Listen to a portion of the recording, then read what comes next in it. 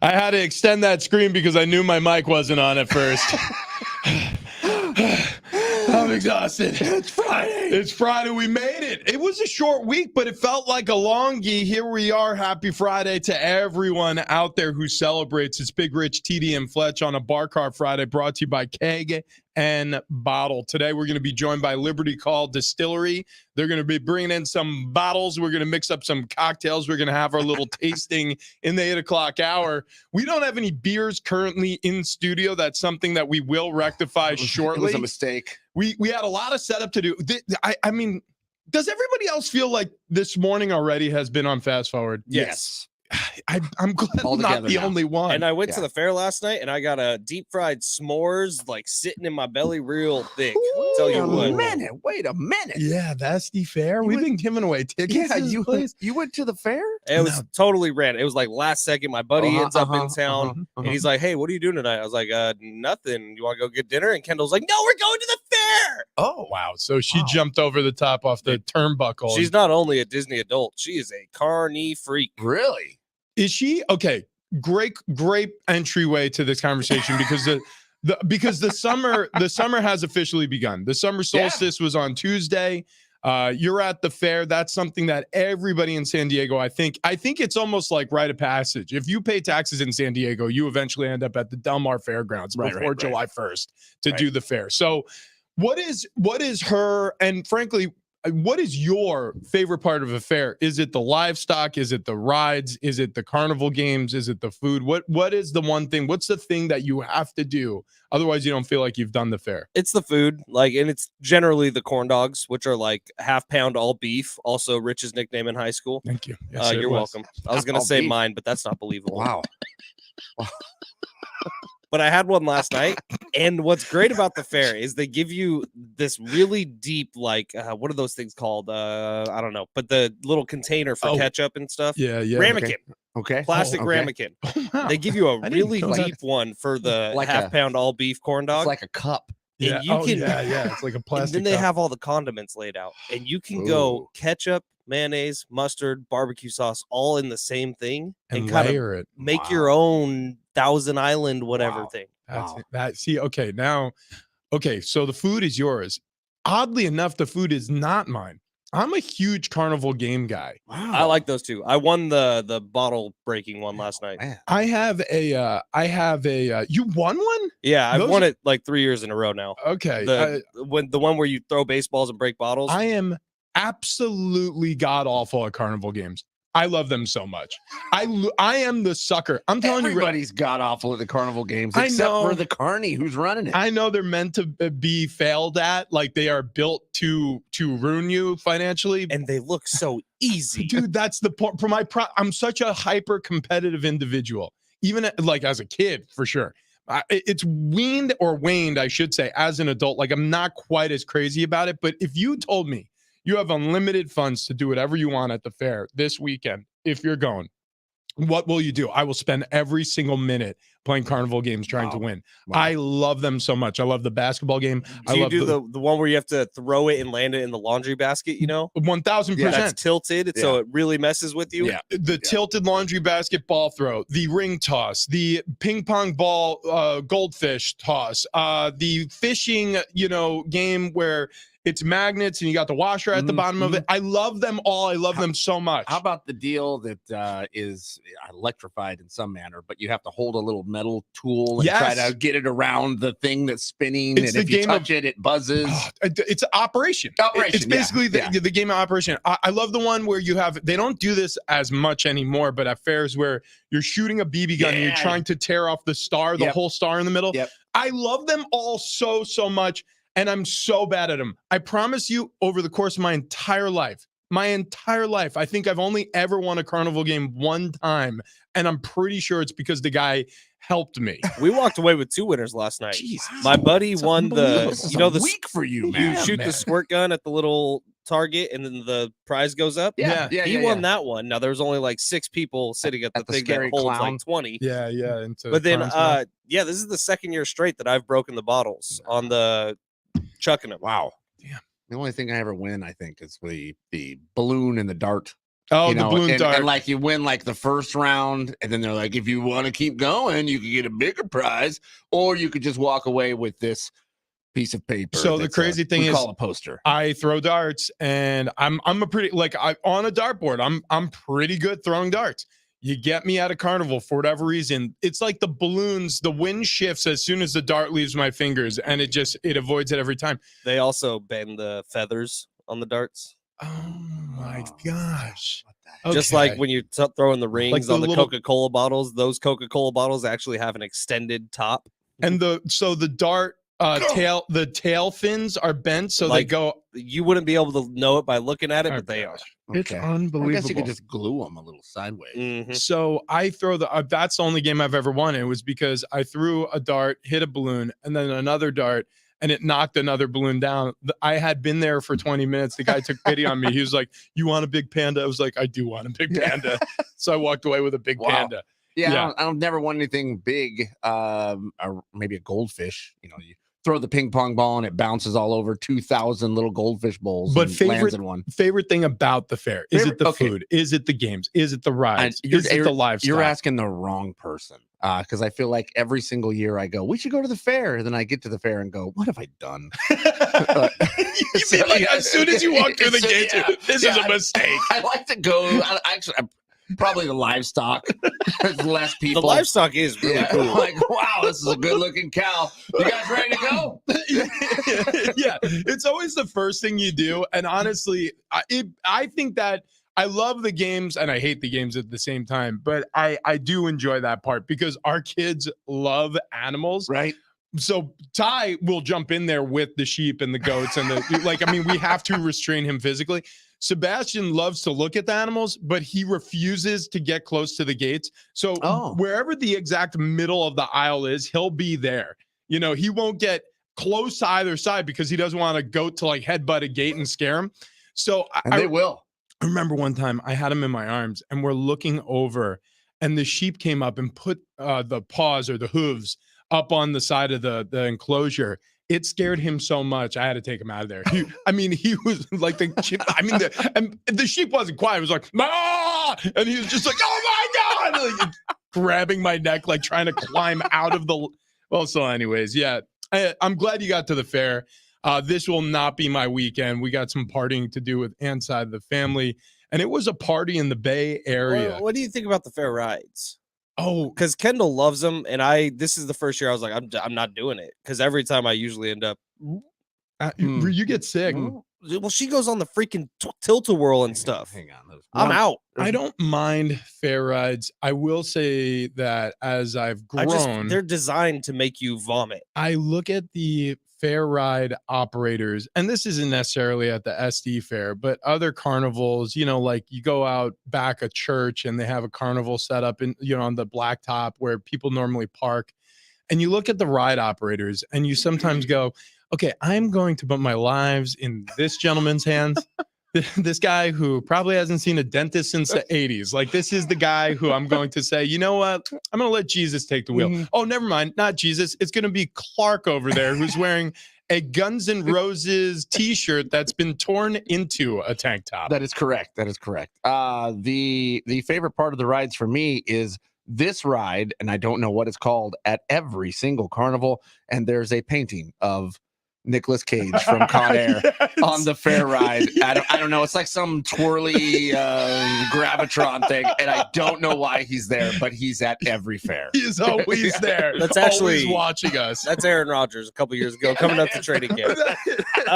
Trav, you told us yesterday that Gary Sanchez was not your guy, and you knew all along that he wouldn't be great. Did you see what happened yesterday early on in the game? I was just trying to light a fire in the belly.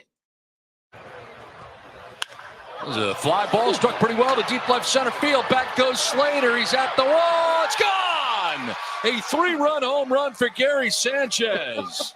Well, they make Wood pay for the 2 walks. They both turn into runs on the 3-run shot for Gary Sanchez. Yeah, did pretty well. Every time we talk crap about this guy, he dominates. Every time we give him any sort of praise, he sucks. I'm going just to, like, for the rest of the season, as these games are being played, I'm going to unfurl my Gary Sanchez poster and hold a lighter underneath it, just sparking it, knowing that I'm never going to ignite the butane, but I'm just going to let the flint spark as I twist a little wheel. Warning. Just be like, all right, Gary, all right, it's your time to shine. Otherwise, I'll incinerate you. Important to note, Gary, our offer still stands. We will take you to the Remy for a dinner, buy you a steak. Like, if you have an off day in San Diego, you're hanging with us. If Gary Sanchez is listening right now, before they go out and play the Nationals tonight, we will fill your belly with delicious steaks from Whitefish Montana Ranch. You see, they take the bulls from Japan. That's and right. They mix them with the heifers from New Jersey. You got one good thing, you got another good thing. And they come together for they play a little Sweet, James sweet Brown, love. and they get busy making delicious steaks. I mean, it's my favorite, man, oh man, favorite thing. I'm in getting the world. lightheaded. Talking about marbling all the way through, Gary. They're grain finished. They're grass fed, but they are grain finished, Gary. The flavor on these boys doesn't just stop with the char. No. It gets deep into that fat. I like Can we talk about the cocktails at the Remy as well? Are you talking about the Gold Rush? I'm talking about the Gold Rush. I love me some cocktails made by Ken. By the way, Ken, the bartender, or I call him a craftsman behind the bar. He's got one of the more beautiful mustaches. Oh man! And did you see he literally had a feather in his cap? Yeah, he did. He absolutely did. There was a feather in his cap, a cap I could never ever pull off. It was a non-folded fedora. Oh, that's right. It was. It was like a derby. A derby hat. Yeah. It was damn cool. Oh, it was super cool. I wish I could be that cool for 1 minute. You couldn't. And also, Frank the owner has a great mustache. I miss my mustache so much. And made me shave it. She was like, we have so many things that we're going to have to do where you're taking pictures. I do not want a mustache in all of them. Why? I was like, that only accentuates these pictures. You fool. There was some video or something we were watching. Something came up and you had a mustache on. And I went, oh, man, that's so good. I miss it so much. We got our buddy from Carlos down in Mexico on the stream this morning. Good morning from, I'm going to butcher the name, Querétaro, Mexico. Sounds right. Snellzilla was dealing again last night, LFGSD. Yeah. Blake Snell has been on a tear, and it's been sneaky because he hasn't gotten the most run support until last night. Yeah. I gave him 10. Yeah, no doubt. 6 innings, 3 hits, no runs. That was sick. Also, 11 strikeouts. There's a interesting little note to pass along about those 11 batters he struck out. He joins only Jake Peavy back in 2007. Only 2 pitchers in franchise history to strike out 11 or more batters in 3 straight games. Snell is on an absolute heater right now. I think he had 13 last time he was out there. It's unbelievable what he's been able to do. So Blake Snell, we started the season feeling a little like, he's a little off balance. But it just sort of felt like maybe for the first month of the season, he was towing the water, getting back acclimated. Obviously, the pitch clock changed a lot for a lot of pitchers. That's a story that's died down. But he had to make a major adjustment because the biggest knock on Blake Snell is, he's effective, but boy, oh boy, does he take his time.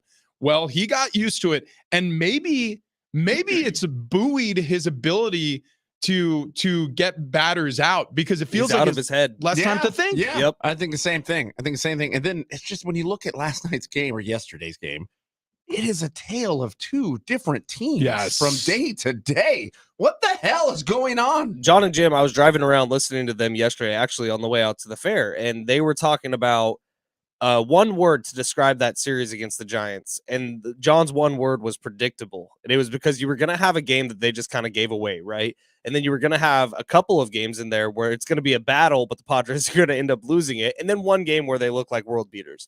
Like, it was kind of predictable. It's sort of been the story of their season so far. It's like they do one really good thing where I refer to that series with the Rays and the Guardians at home. Really, really good.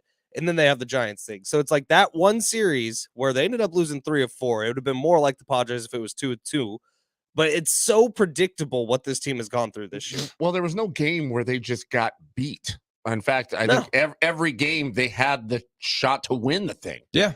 So, I mean, this could have easily been a 4-0 sweep up there in San Francisco. This could have been a 7-game winning streak, but it's not. And here we are sitting again going, there's something not clicking here on the team. I will say this. The Padres, the most frustrating thing about the Padres is they rarely get beat. They often lose games, though. And what I mean by that, and anybody who watches sports knows that feeling where you gave it away. They give away a lot of games. And if they don't stop doing that, this could get pretty harrowing.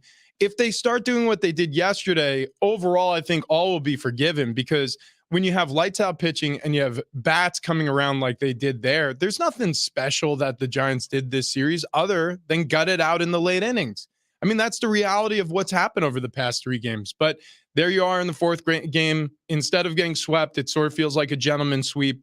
You take 1 game from a 4-game series and you take a bruising. I think there was a little bit of a confidence shakeup, but with a stopper like Snell pitching the way he is in your rotation, and knowing that the bats can do that on any given night, the Padres should feel confident coming into this part of the schedule where you're going to face the Nationals and Pirates. Nationals at home, go on the road to face the Pirates. That's a little bit of a get well couple of series here before facing some better competition. For sure. And when you look at Blake Snell, what I love about him is you can tell in the first inning whether it's going to be a good or a bad night, because you can see right away if he has command of that fastball and he's hitting up in the zone and inside like he likes to do. Like, it's probably going to be a pretty good night. And then in the 2nd and 3rd inning, he starts adding in that curveball that yesterday had so much freaking bite to it. And, like, that's when you see, oh, well, that's the guy that won the Cy Young in Tampa.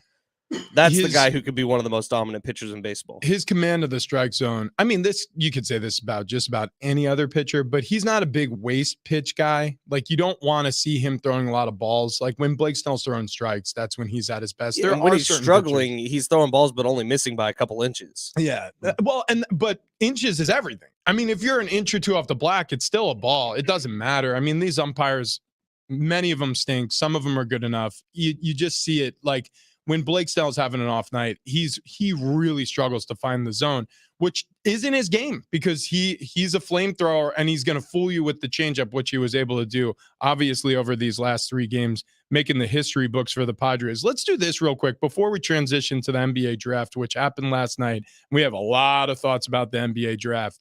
Let's do this.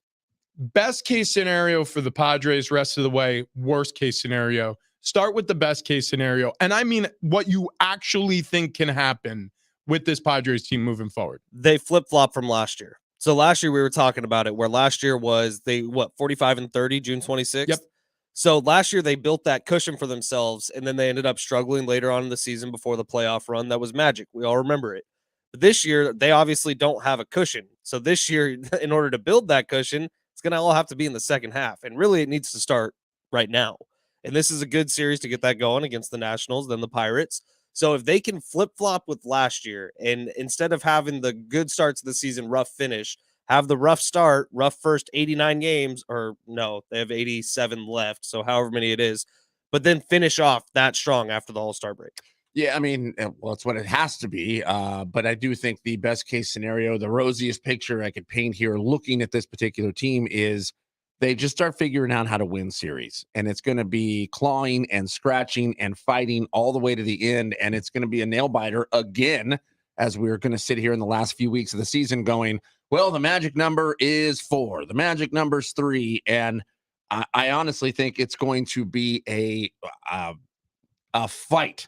And it's just a struggle to try to get that final wild card spot. I'm going to be grandiose here because, again, I know how it feels watching this team play over this first half, and we're not quite finished with the first half of the season yet. But if we inverse this record, and we're only talking about 3 games different in the positive versus the negative, they were 39-36. I feel like we would all be saying different things about the Padres now. We would feel a little bit more comfortable about where they're in this whole race. And we would know that they have the talent to do everything that they set out to do in the beginning of this season. So I'm going to say win a World Series. Hard stop. You can still win the World Series. Are you telling me, looking at this roster, they're not good enough to win a World Series? I'd call you a liar. Yeah. I honestly don't see any reason why this team, like you just mentioned, Ben, can do the flip-flop of last year, and they can start winning in the second half and cruise off of that momentum into the postseason and do what no team has ever done in this city before. And to your point, it's going to take scrappiness. It's going to take winning series, one series at a time. If this team just starts doing what they did yesterday, where it just felt like the hits were contagious, you had an absolute maniac on the mound dealing. They've got plenty of help in that rotation. They've got a pretty good A team in the bullpen. They just need to save arms and not get shelled the way they did during the early portion of this road trip. And it's going to be great for the Padres. So that's again, a little grandiose, but win the World Series, I would say, is the rosiest picture I can paint. You ready for the negative? Worst case scenario. I mean, that is the ultimate rosy picture right there. Worst case scenario. Worst case scenario is it continues as is. I think Hard stop. I mean, it could get worse, which is crazy. Worst case scenario is this thing, starts to just cream out of control. They have to disassemble the team because it's just not working, and you end up with a 100-loss season. I mean, I don't really see that happening, but I mean, look, if it continues the way it is, what are they going to end up with? 75 wins? Yeah, not great. And we can't just ignore like yesterday was fun. Like it was really fun. They scored 10 runs. They don't give up any. It was fun. But like the problems are still there. And if this team doesn't do something before the All-Star break, which is rapidly approaching, things might be changing. So like the problems are still there and they need to start winning, and they need to start winning now. All right. Worst case scenario, we see a dismantling of what's built this team. So they continue doing what they're doing or worse. And midway through the second half, maybe toward the latter half of the season, we start seeing heads roll, whether it's Bo Mel, AJ Preller, but we're going to see some sort of momentous occasion occur at the front office or the field level.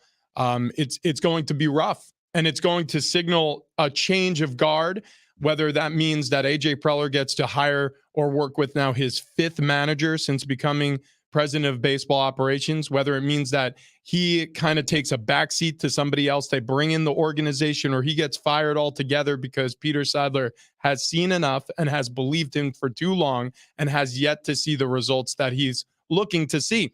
But if they continue down this path, we're going to see major changes in this organization. We don't know yet what those will look like. We don't know how much will change as a result of that, but I would paint that as the worst case scenario. And that, to me, I'm fearful of it. And we've talked about this. We argued about it on Wednesday, I think it was, Ben. Like, I am fearful that with those changes could come some sort of a great reset. Now, Danny Vietti, CBS Sports, when he joined us, he kind of talked us off the ledge, and he said, listen, it could be somewhere in between where you may see a piece or two sold off, but they're still in that winning window, and they add a collection of players where they still have a chance to fight over the next, say, 5 years or 8 years, because those core players may still be in place. But if AJ Preller's gone, there's going to be massive lineup turnover. It's just not going to be with Fernando Tatis, Manny Machado, Xander Bogaerts. I hope you're those right. guys are locked in. I hope you're right. They're here. But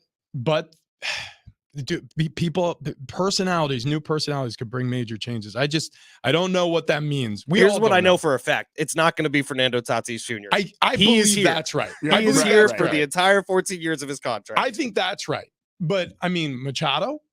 Peter loves him too much. I'm just saying. Is it possible? I don't know. Look, well, let's cross that bridge. That's a worst case scenario. I mean, because really what we'd like to see is this team intact win. Yeah. All right. Really quick before we talk about some NBA draft, I want to talk to you about my feet. Get over to the Good Feet store, right? They have these arch supports. I had lower back pain left over from my playing career in the NFL, and waking up every day, sometimes it's a real problem, right? You're creaky, you're hunched over, you're trying to stretch out. But I didn't realize the foundation was what was wrong with me. I went into the Good Feet store. I got these arch supports. I slip them in my shoes every single morning, or leave them in the shoes I'm going to wear the next morning. And you feel better and for longer. So I'm on my feet longer. I don't have to worry about chasing after the kids or going to a theme park or walking down the boardwalk. I can do all those things because I don't have as much pain as I used to. And it's not just pain relief. You could have better balance, better performance in whatever it is you're doing on your feet, injury prevention, recovery, and so much more. You need to get to a Good Feet store today, or get online at goodfeet.com. They have 200 locations. They've been doing this for 30 years. So you're going to want to check out the good people over at the Good Feet store. Okay, what's a French breakfast? We'll find out next.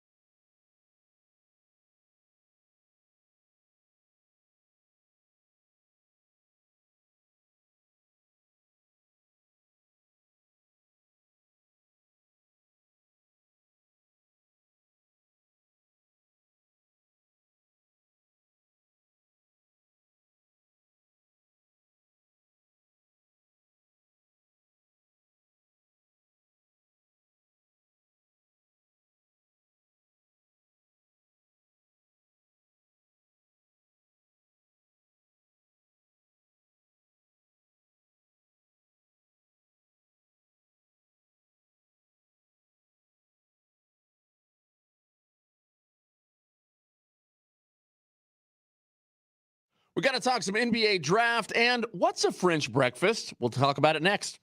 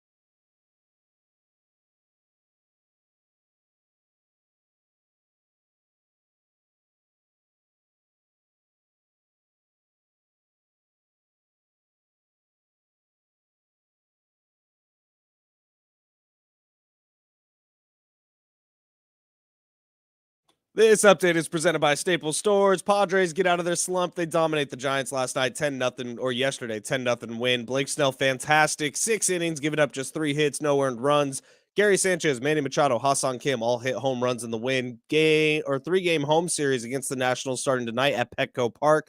If you're looking for a spot to watch the game, get on down to the Blind Burrow in the Gaslamp corner of 7th and J.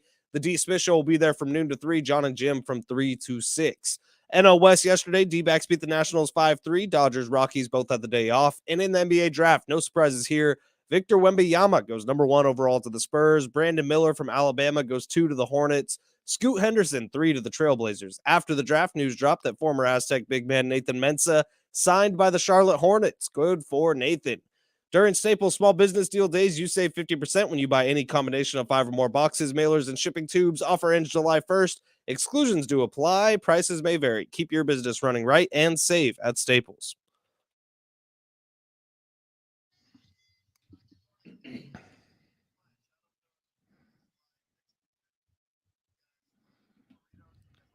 We do. Yes. Wait. Yes. Yeah, go on. Ooh.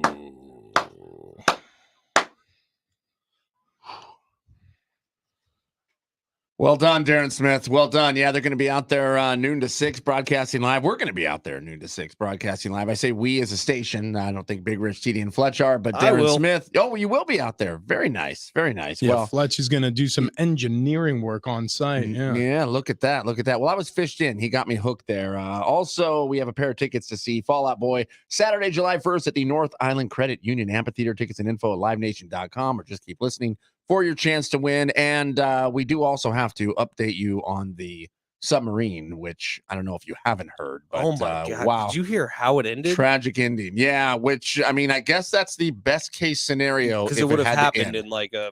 Scientists said that so what happened is there was a breach in the hull is what they believe, about 2 hours into its journey down. So day 1, and it imploded. And it probably imploded at such a rate that it happened in about 2 nanoseconds. It takes 4 nanoseconds for your brain to register what's happening. So they don't even know. Yeah. Like you said, it's the best of the worst case scenario, as opposed to being stuck at the bottom of the ocean and slowly running out of oxygen and having all that time to think about the decision to go down there in the first place. Right. They were probably still excited. It's that they probably didn't realize there was much wrong until close to the end. And then I explain it this way to anybody who doesn't understand implosion. And I'm not a scientist either, but Really? No, as you may have been able to tell. But just think about how violent an explosion looks. Right. Well, I mean, when you have something, and again, I know that this was not a necessarily professionally built submersible, but it has been, depth tested before, and he's gone on these excursions, this Ocean Gate, submersible company in the past. An implosion is as violent as an explosion. Mm-hmm. So whatever conversations you've had about this where, oh my gosh, I'd rather if something exploded on the way to space instead of just slowly dying under the water. Like, it happened quick is my point. And so I don't think there was a tremendous amount of suffering down there. And that's really the only silver lining to an otherwise awful story. You know what my first thought was when I saw that it happened like 2 hours into this? What the hell was the banging? Well, yeah, I know. I thought that too. And that must have been a false report, because they now have said the Navy picked up the implosion. So about 2 hours in, they heard it in somewhere. And they went, well, there was a large bang that happened in this general vicinity. So we don't know if it's still there. Last night was one of those nights that I'm glad I know John Schaefer. Okay. Because his Twitter feed was full of everything that I wanted to know about the NBA draft, not necessarily about what was happening. Okay. But we do have some congratulations to give out. Everyone, round of applause. Nathan Mensah signed after the draft by the Charlotte Hornets. Yeah. Big man for the Aztecs. Excellent career here on the Mesa. Will probably hold some records for a long, long time. And then John Schaefer tweeted out this. Brandon Miller and Anthony Black, 2 of the top 6 picks in this year's NBA draft, combined to shoot 6 for 30 from the floor this past season against San Diego State. Wow. So Brandon Miller goes number 2 overall. Anthony Black goes number 6. They combined to shoot 6 for 30 from the floor this past season against San Diego State. That's absolutely awesome. Okay. So let's talk about the NBA draft a little bit. And congratulations to the Aztecs basketball program, both for what you were able to do to draft picks, but also for what's happened to Nathan Mensah after the draft.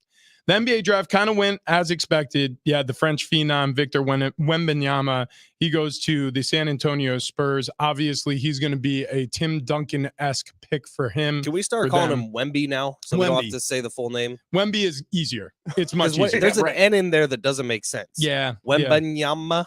It gets you every time. So Wemby, I'm fine with that as a show. I'm much better with that. Yeah, Victor Wemby. Victor Wemby. Wemby goes. Hope you're cool with that, Wemby. One of my favorite takeaways, because again, there was nothing surprising about him going to the Spurs. Everybody knew he was going to Spurs. He was the best player in this whole draft. But one of the best parts about Wemby was after the draft, they sat him down at the dais and they asked him what his most exciting moment that he's looking forward to when he heads to San Antonio. Remembering that last moment when you first saw the San Antonio Spurs on TV, now going to them, what excites you most and what do you hope to work on this summer? Breakfast tacos.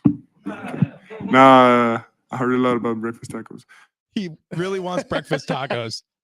Now I want breakfast tacos. Come on over. Damn it, Wemby. Oh my God. I mean, when a guy leads with food where he's like, yeah, I'm going to San Antonio. I hear there's great Tex-Mex. I know I'm going to like this guy. Yeah, exactly. Super excited to get to know him now. But there is an international flavor to the NBA now. Obviously, he's a French star. The reigning MVP over the past 2 seasons before this year was Nikola Jokic, and then he went on to be the Finals MVP this year. There's roots outside he's back in Serbia, by the way, horse racing. There's roots outside this country in terms of the profile of the NBA superstar now. Luka Doncic. Yep. Luka, he's one of the next and fastest rising stars in the NBA. Just signed a supermax deal last offseason with the Mavs. These dudes are making money. And Victor Wembanyama last night with number 1 overall pick, that also comes with a $12.2 million salary guaranteed for your first year in the NBA. Like he's going to make generational wealth here, not to mention every advertisement that he's going to have while playing for the San Antonio Spurs. I was talking last night to a marketing manager for a tequila brand. It is the official tequila brand of the San Antonio Spurs. And they're like, you should see what we're already setting Victor up with. Oh, yeah. And that was before he was even drafted. Yeah, well, they knew who they were drafting. yeah, exactly. Yeah, it's interesting. I will say this, though. Brandon Miller, Scoot Henderson, Eamon and Osar, Thompson, they all were taken in the top 5 as well. Twin brothers taken in the top 5, first time in NBA history. Yeah, and consecutive picks, by the way, 4th and 5th overall. They go to the Pistons and Rockets. So you look at this story, and there's plenty of picks that you're familiar with if you're like a deep-rooted basketball fan. But who is the NBA draft for? Like, did anybody really sit down and watch this year? It was for Spurs fans for about 30 minutes. Yeah, I guess. I mean, all I did is look at updates, and what was shocking is the updates I were getting were more on the players' moms than the players. Which, how they looking? Well, Anthony Black, apparently his mom's being compared to Jeannie Buss. Okay. Yeah. I mean, so I get that. I see the likeness. Yeah, on Twitter, somebody wrote, "Damn, Anthony Black's mom."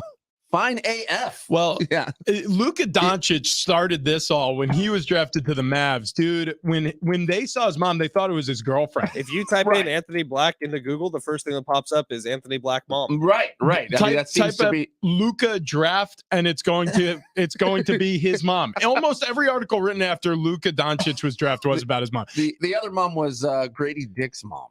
That was wow. That's quite a name. And by the way, Grady, I like his swag. Did you see the suit he wore? It was it was like ruby slippers made into a suit. He had on NBA their Twitter handle. They had a video of him talking about how he's like, so I'm from Kansas, and I want to dress like Dorothy's slippers. And he's wearing this sequin suit. Did he actually say that? I swear to God, he said. What the heck? I didn't hear that at all. And then he showed even on the bottom of his shoes, it was red. So Grady, there were a lot of fun storylines, but what's interesting about the NBA draft is it is so consequential to these teams, especially in the first round, just like the NFL. But unless you're like a hardcore basketball fan, people don't seem to watch. Not like the NFL draft. It feels like everybody's watching the NFL draft, but the NBA draft, for whatever reason, it's like 17 steps down. It's weird. Because again, if it works out for Wemby in San Antonio, the Spurs are going to be good for a decade. Right. It's it's crazy how important the draft is in the NBA. But yeah, I don't know why. And it's a lot more digestible than the NFL draft too, because it's quick. It's 2 rounds. Yeah. Yeah. It's strange. It's strange that I guess, again, I think it's because the profile of the NBA has shifted so much that maybe internationally the audience is extremely large because it is a huge I promise production. you in France last night, every television was tuned into the NBA draft. Yeah, I imagine you're right about that. The other thing is an argument was made for NIL. So Drew Timme, a lot of people thought he was going to be taken in the first or second round. Okay. Drew Timme, for those who don't know, was a big man at Gonzaga. Great mustache. Unbelievable. Punchable face, though. Very punchable. Very punchable mustache. But over the course of his time at Gonzaga, he made hundreds and hundreds of thousands of dollars in NIL valuation. I mean, this is a guy who's probably a millionaire after playing at Gonzaga. And he goes undrafted. I forget who he just signed with. Let me look it back up.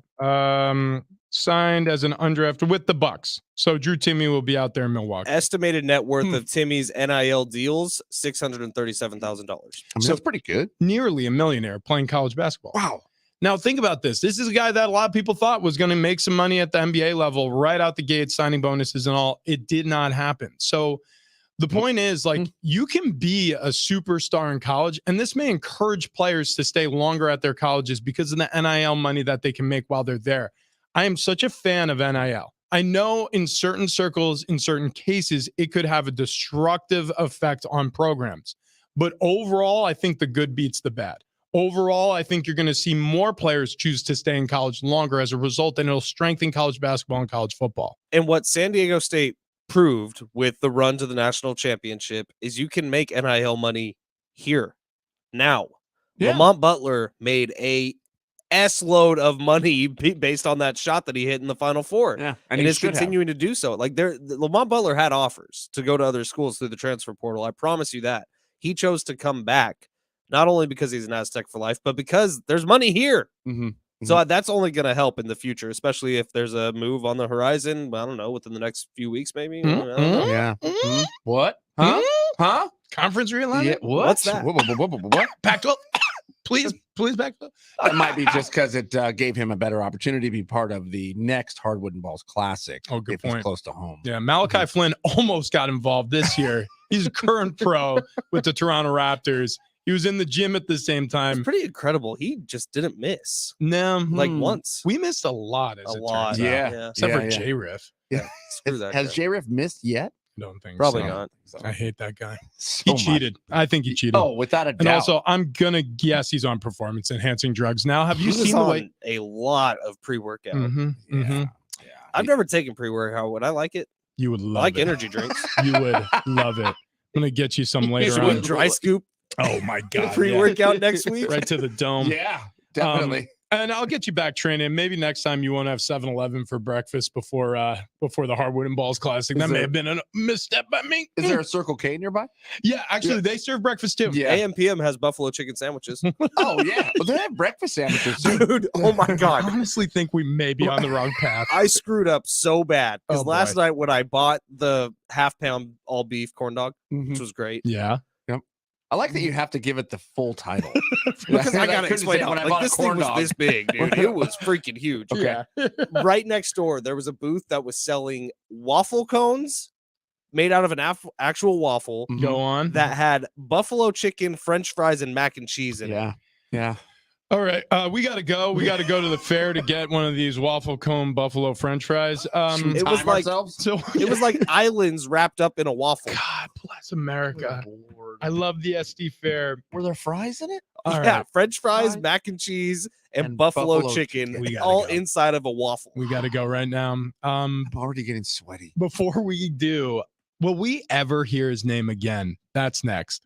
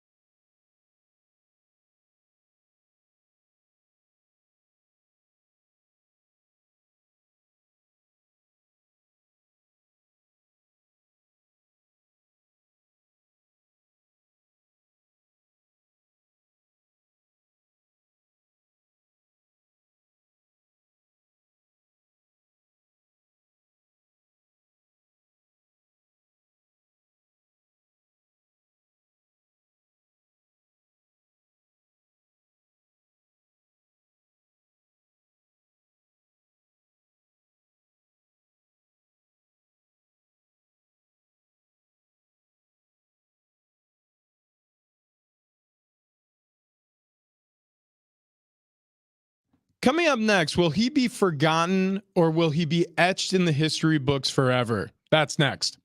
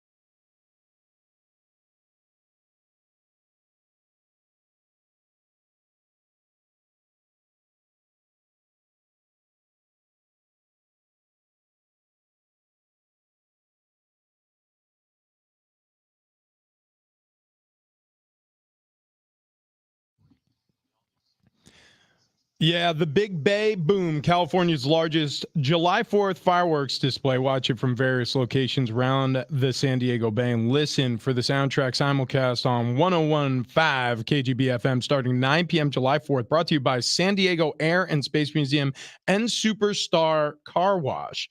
Okay, so you heard his name recently for good reason. Wyndham Clark roared up the board at the U.S. Open and then found his way to finish off Sunday and win the Open. Now he's on to the Travelers. You know, what's so interesting about this story, Travis, is already is like Caddy is talking stuff to him. Yeah, exactly. He's already given him the business because look, I mean, when you do something great with your life, the people who are closest around you know it's okay to still joke with you. Right. And that's exactly what he's doing. Are we able to play the sound here? I don't know where the sound is. No, don't worry about it. We'll get to it on the other side, but we'll play that sound. It's pretty funny because he sticks it to him. He's like, this guy wins one F in U.S. Open. And he thinks that, makes him walk 80 yards to put a ball marker on the ball. I love that, but and maybe that's the reason why he'll have continued success on tour, and why, who knows, maybe his name will be mentioned at the last Open, or I should say major of the season, the Open Championship. But what does your gut tell you? Because we've seen this so many times in golf and other sports where you have a one-hit wonder, Yeah, where name you know about a name and then all of a sudden you don't. And it kind of feels that way, right? I don't know why it feels that way, but it kind of feels that way, and it's probably just because I didn't know him really coming into this. So you know, but I guess we'll see here. Oh, geez, we're done already. Yeah, we're done already. We went really long on corn dogs. Listen, which was we not only corn dogs, we had to get to the waffle cone thing. Oh my gosh, yeah. And then Ben had to run to the bathroom. So so I'm here pressing buttons. That's life in the fast lane. Yeah. What are you gonna I don't even see the grid in front of us. What are we talking about next hour? Coming up next, we've got NFL one-liners. Aaron Rodgers, he hosted a psychedelic conference. That's not a joke. We have sound from that event. You're going to hear Wyndham Clark's caddy annoy him on a green, and also tailgate trivia for Blink-182 tickets coming up next on a Bar Car Friday, brought to you by Keg and Bottle. Stick around. It's Big Rich, Teddy, and Fletch.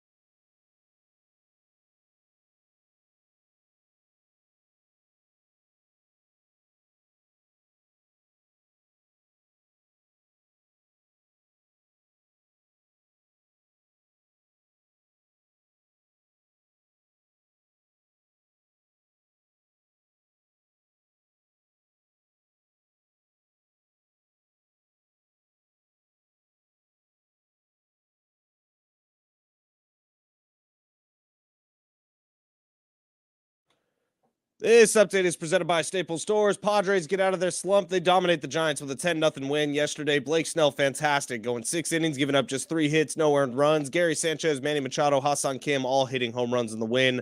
3-game home series against the Nationals starting tonight at Petco Park. If you're looking for a spot to watch the game, nowhere better than the Blind Burrow in the Gas Lamp. The D. Smith Show will be there noon to 3. John and Jim 3 to 6 for another MLB watch party. NL West yesterday, D-backs beat the Nationals 5-3. Dodgers, Rockies both had the day off. And in the NBA draft, no surprises here. Victor Wembanyama, or Wemby as we call him, goes number 1 overall to the Spurs. Staples Total Support Plans are your plans for the unplanned with 24/7 PC protection against bugs, cracks, and hacks. Plans starting as low as $199.99, plus now get up to $250 off select computers. In-store only. Offer ends July 29th. See an associate for details. Protect your tech at Staples.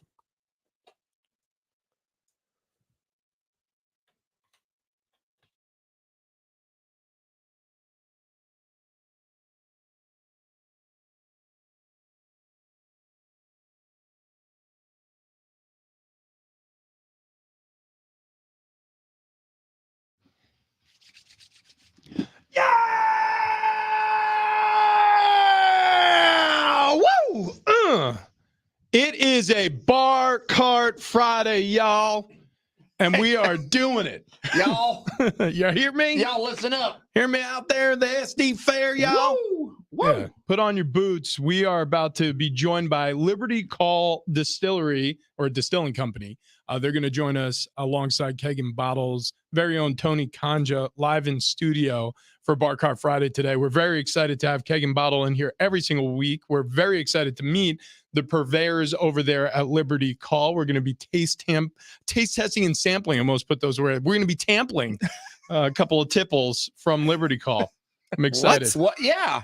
You ever hear of a tipple? Tipple. No. Yeah, it's a word for a little libation, little sipper. Yeah. No big deal. What do you call it? Tampering? Uh, Tempering. Well, we're No, those are tampling. both words.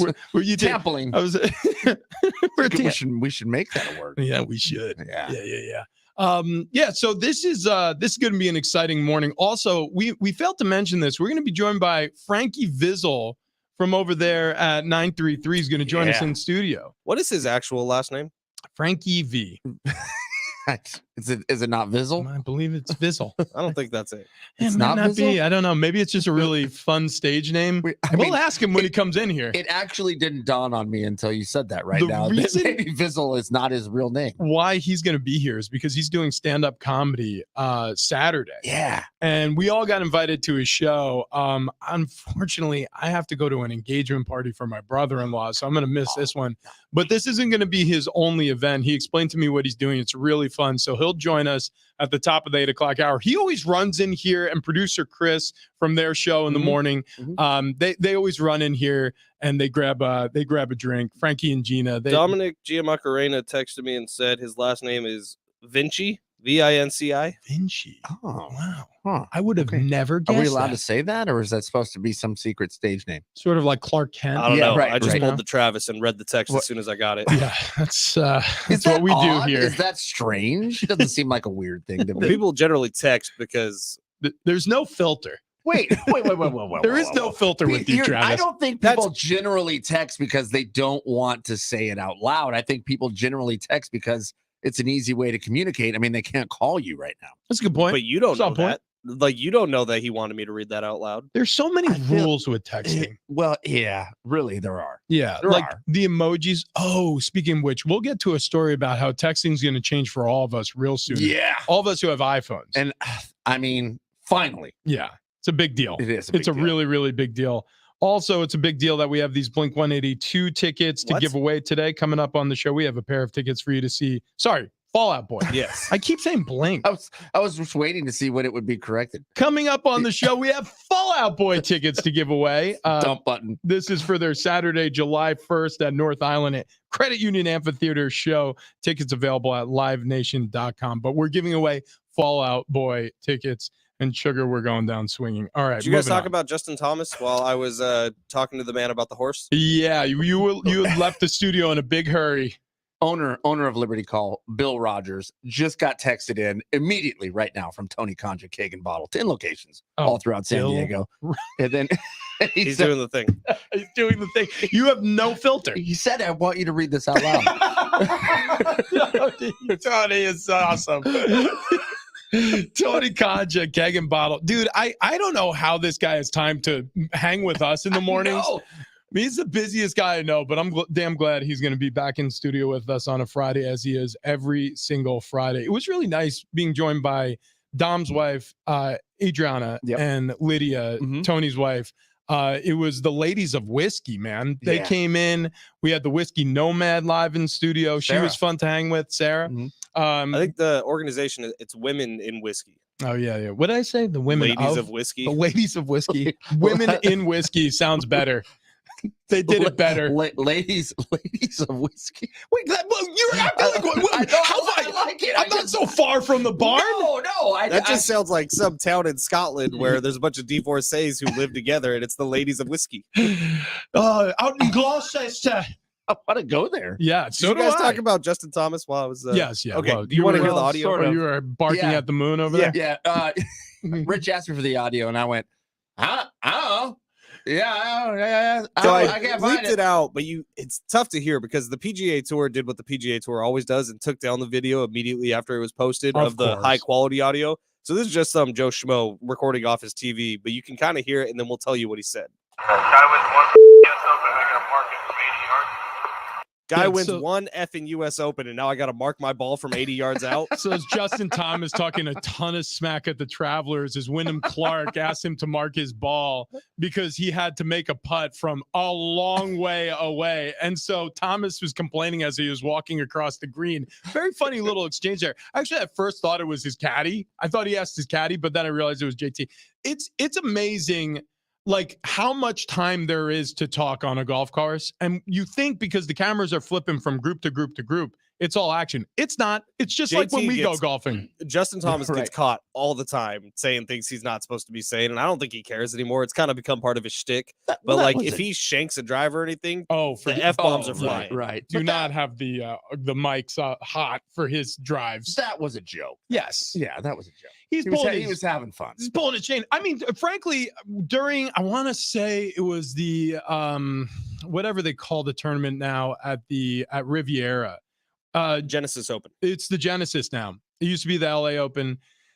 When Tiger handed the tampon to Justin Thomas, it's a form of trash talk. Oh yeah, I thought it was hilarious. A lot of people did not. No, a lot of people did not. But poor taste. But that's my point: is trash talking happens constantly on the golf course. Don't put a hot mic on us at the golf course. No, do not ever do. In fact, NBC.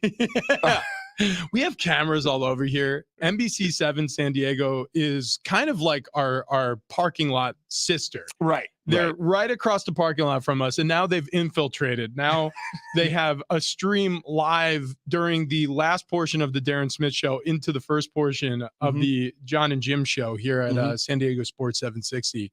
And their cameras are apparently hot at all times. They have laptops now permanently camped out in front of our monitors here. Yeah. And they also have hot mics. Like everything we say to these mics, on air or off air. No. Whether they're on or off.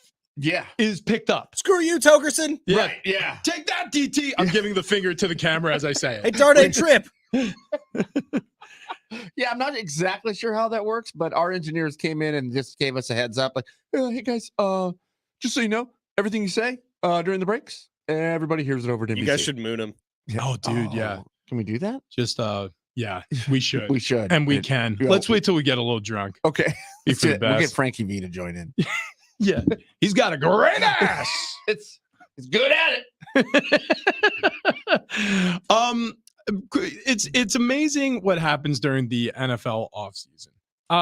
These players, they all scatter to their different ends of the universe. And I remember doing this myself. I was pretty low key, usually camped out in the city I was playing, got some workouts in over at the facility, or partnered up with some of my teammates or a trainer outside of the facility and found a way to stay in shape while enjoying what time I did have off.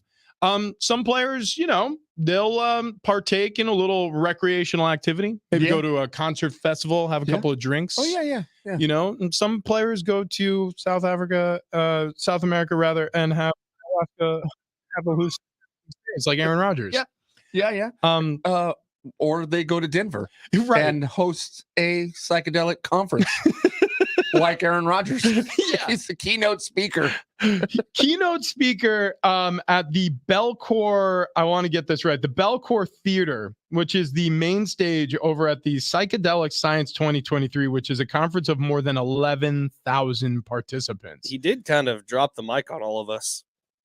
Go Maybe not on. Rich, because Rich was supportive of all of it. But I was like, I just think it's weird that the quarterback's doing this. That was kind of my take on the whole thing. But then he kind of dropped the mic on all of us.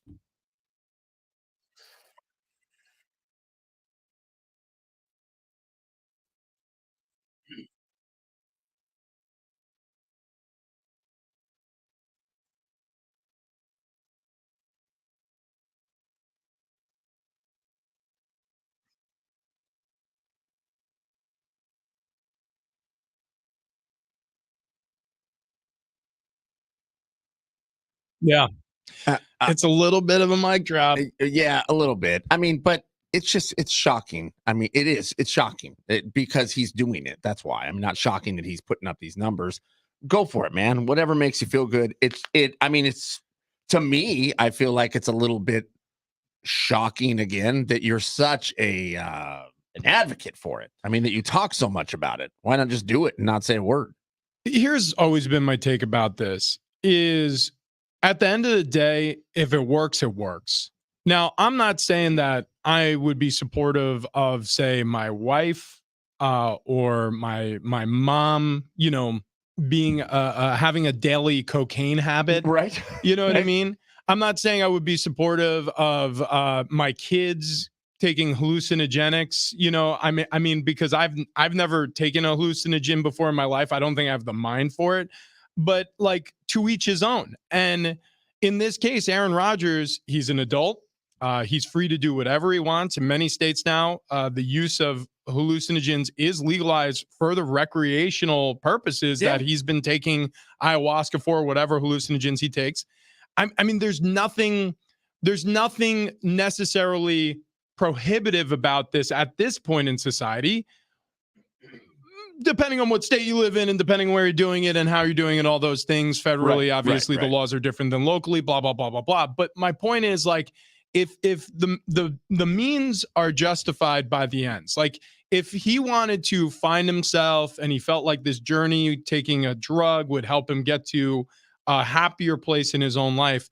I mean, there's a lot of people who take drugs prescribed by doctors where it's later found that they actually are creating adverse events in their life. True. And those are prescription medicines. Yeah. So if somebody takes a drug that is away from maybe the mainstream or away from maybe the pharmaceutical industry, or, you know, they have unknown impacts, but for this particular person, they have positive outcomes.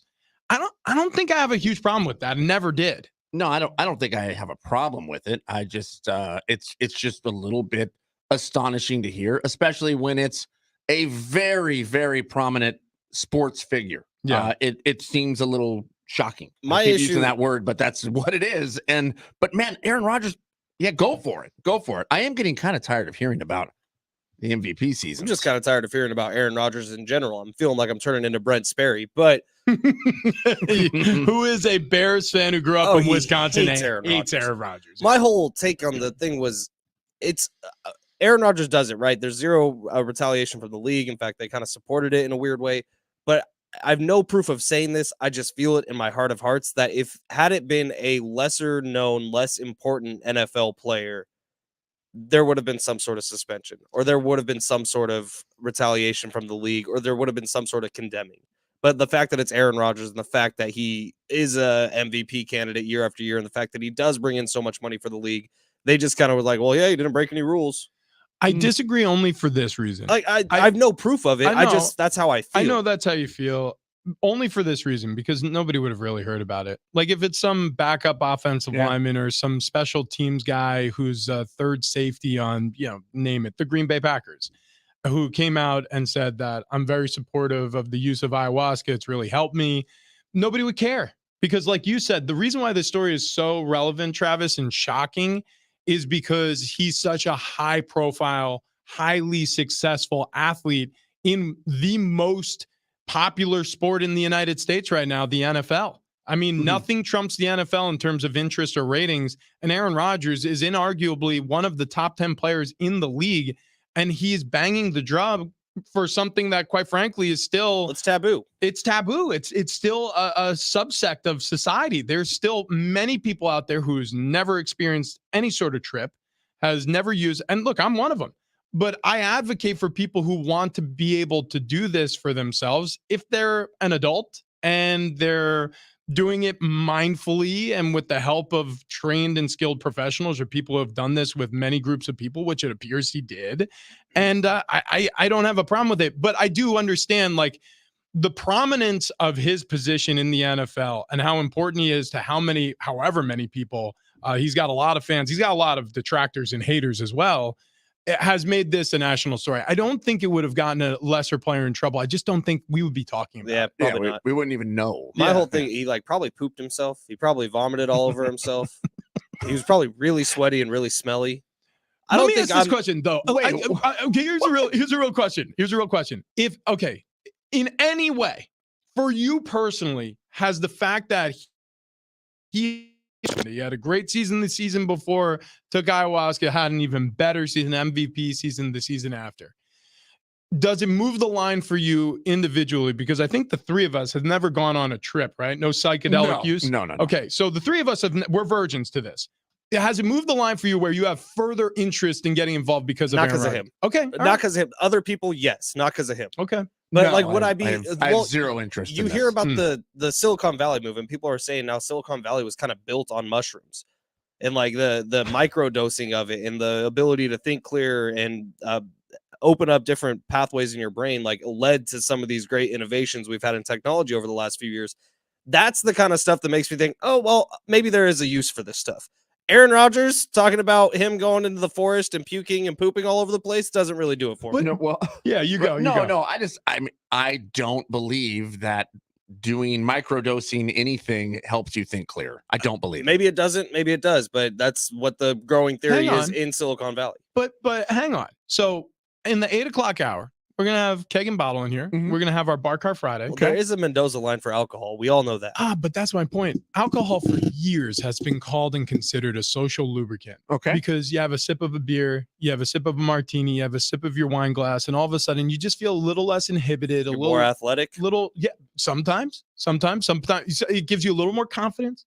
It creates an atmosphere inside of your own body where you're a little less shy, a little more confident. Like, that's a microdose. No, I get it, but I don't think that changes the way your brain is thinking. I think that's proven that different pathways can open up in your brain when you take some of these drugs. But here's the thing. Let's say you're getting on an airline. You're getting on a jet, and you're like, look, I want my pilot to be thinking as clear as possible. He should do some mushrooms. Well, clear isn't the word, though. Clear is not the word. It's more creative. Different things are firing up there. If I'm painting you a mural, say at your house, you have a big blank wall. Okay. And I say to you, Travis, the best way for me to get this done creatively is if I take a couple of mushrooms. You would probably say, well, based on your past work, if you've painted all of your work with mushrooms, and the guy goes, yeah, you'd be like, mushroom it up. Right. Okay. But there are things like if my surgeon, if I'm about to have a tooth extracted from an oral surgeon and he goes, hey, by the way, before we get going, I just want to let you know, I have a shaman in the other room. And I just took a boatload of ayahuasca. Anyways, 99, I'm going to be nervous. If my pilot shows up and he has got a bag full of like a gram of mushrooms and he's like, look, I didn't have time to do this hours ago. So I'm just gonna munch these down before this flight. Did you hear the Pat McAfee thing that he did before a flight? Oh yeah. So they were playing an overseas game and he had a bunch of edibles and he like realized, oh, I have to go through real TSA. So he ate them all right before they got on the plane back to the States. So I have a similar story. We had a See You Wednesday, but we were in Miami. So a lot of guys. Why did he just throw them away? A lot of guys decide, well, I guess he didn't want to waste them, and he was kind of just riding the lightning there. A lot of guys packed edibles and stuff like this. And by the way, back then, we're talking about, it was probably 2010. This was like, the rules were a lot stricter with all of this stuff on charter flights and whatever. So one of the defensive tackles who was drafted the same year as me, he had a baggie full of, I have no idea what these were. They weren't edibles. It wasn't like brownie bites that had some weed in it. It was like this resin that they melt and they form into little globule balls. Oh, that sounds terrifying. Dude, Wow, yeah. Oh, yeah. And I didn't know. And he ate them? Well, he was eating them and he had them in a Doritos bag and they were being shared around the plane. And I had a couple of pops. So I'm like, yeah, I'll have one. And so before he told me what to do with it, down the hatch it goes, about a quarter size little nugget. And I am not a weed guy. I've told you that many times. I'm really not. THC and me, we do not agree. I was on a different planet within 30 minutes and I go and find Ron. I'm like, hey, big Ron, what the hell did you give me? And he was like, oh, he's like, did you have a little bite? I'm like, a little bite? I had like a whole chunk. He was like, what? The worst thing anybody could tell you. The worst thing anybody can tell you when you've ingested something is what? You ate the whole thing, because those were the next words out of his mouth. Oh, God. And so I said, was that bad? He goes, you about to take a ride, Rich. And so he wasn't kidding.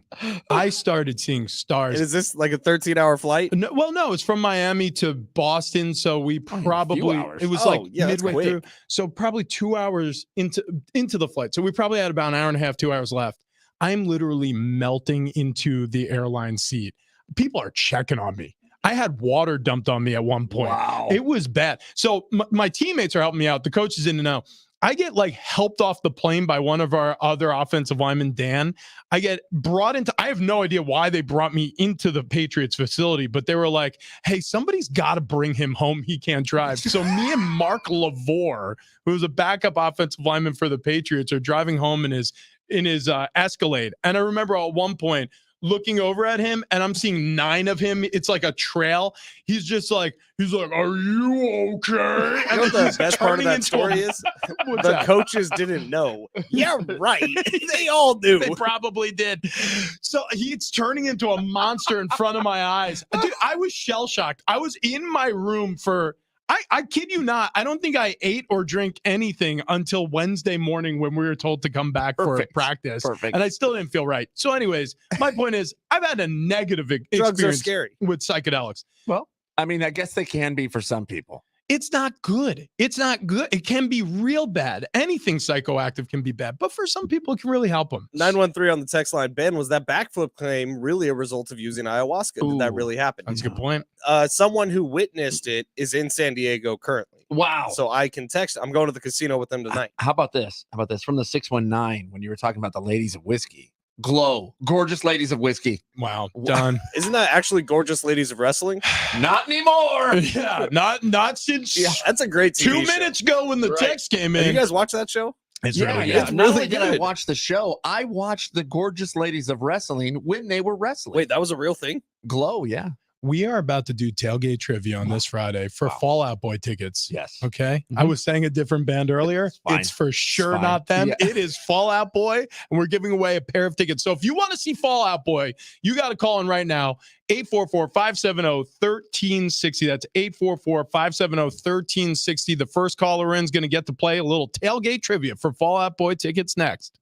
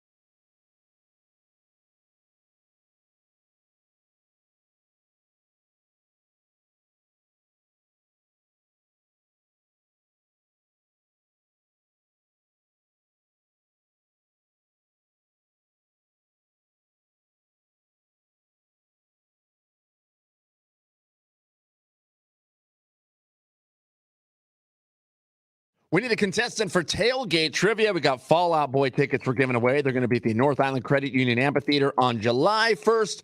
Like I said, we're giving them away. Tailgate trivia, 844-570-1360. Call right now, 844-570-1360 to play some tailgate trivia. Next.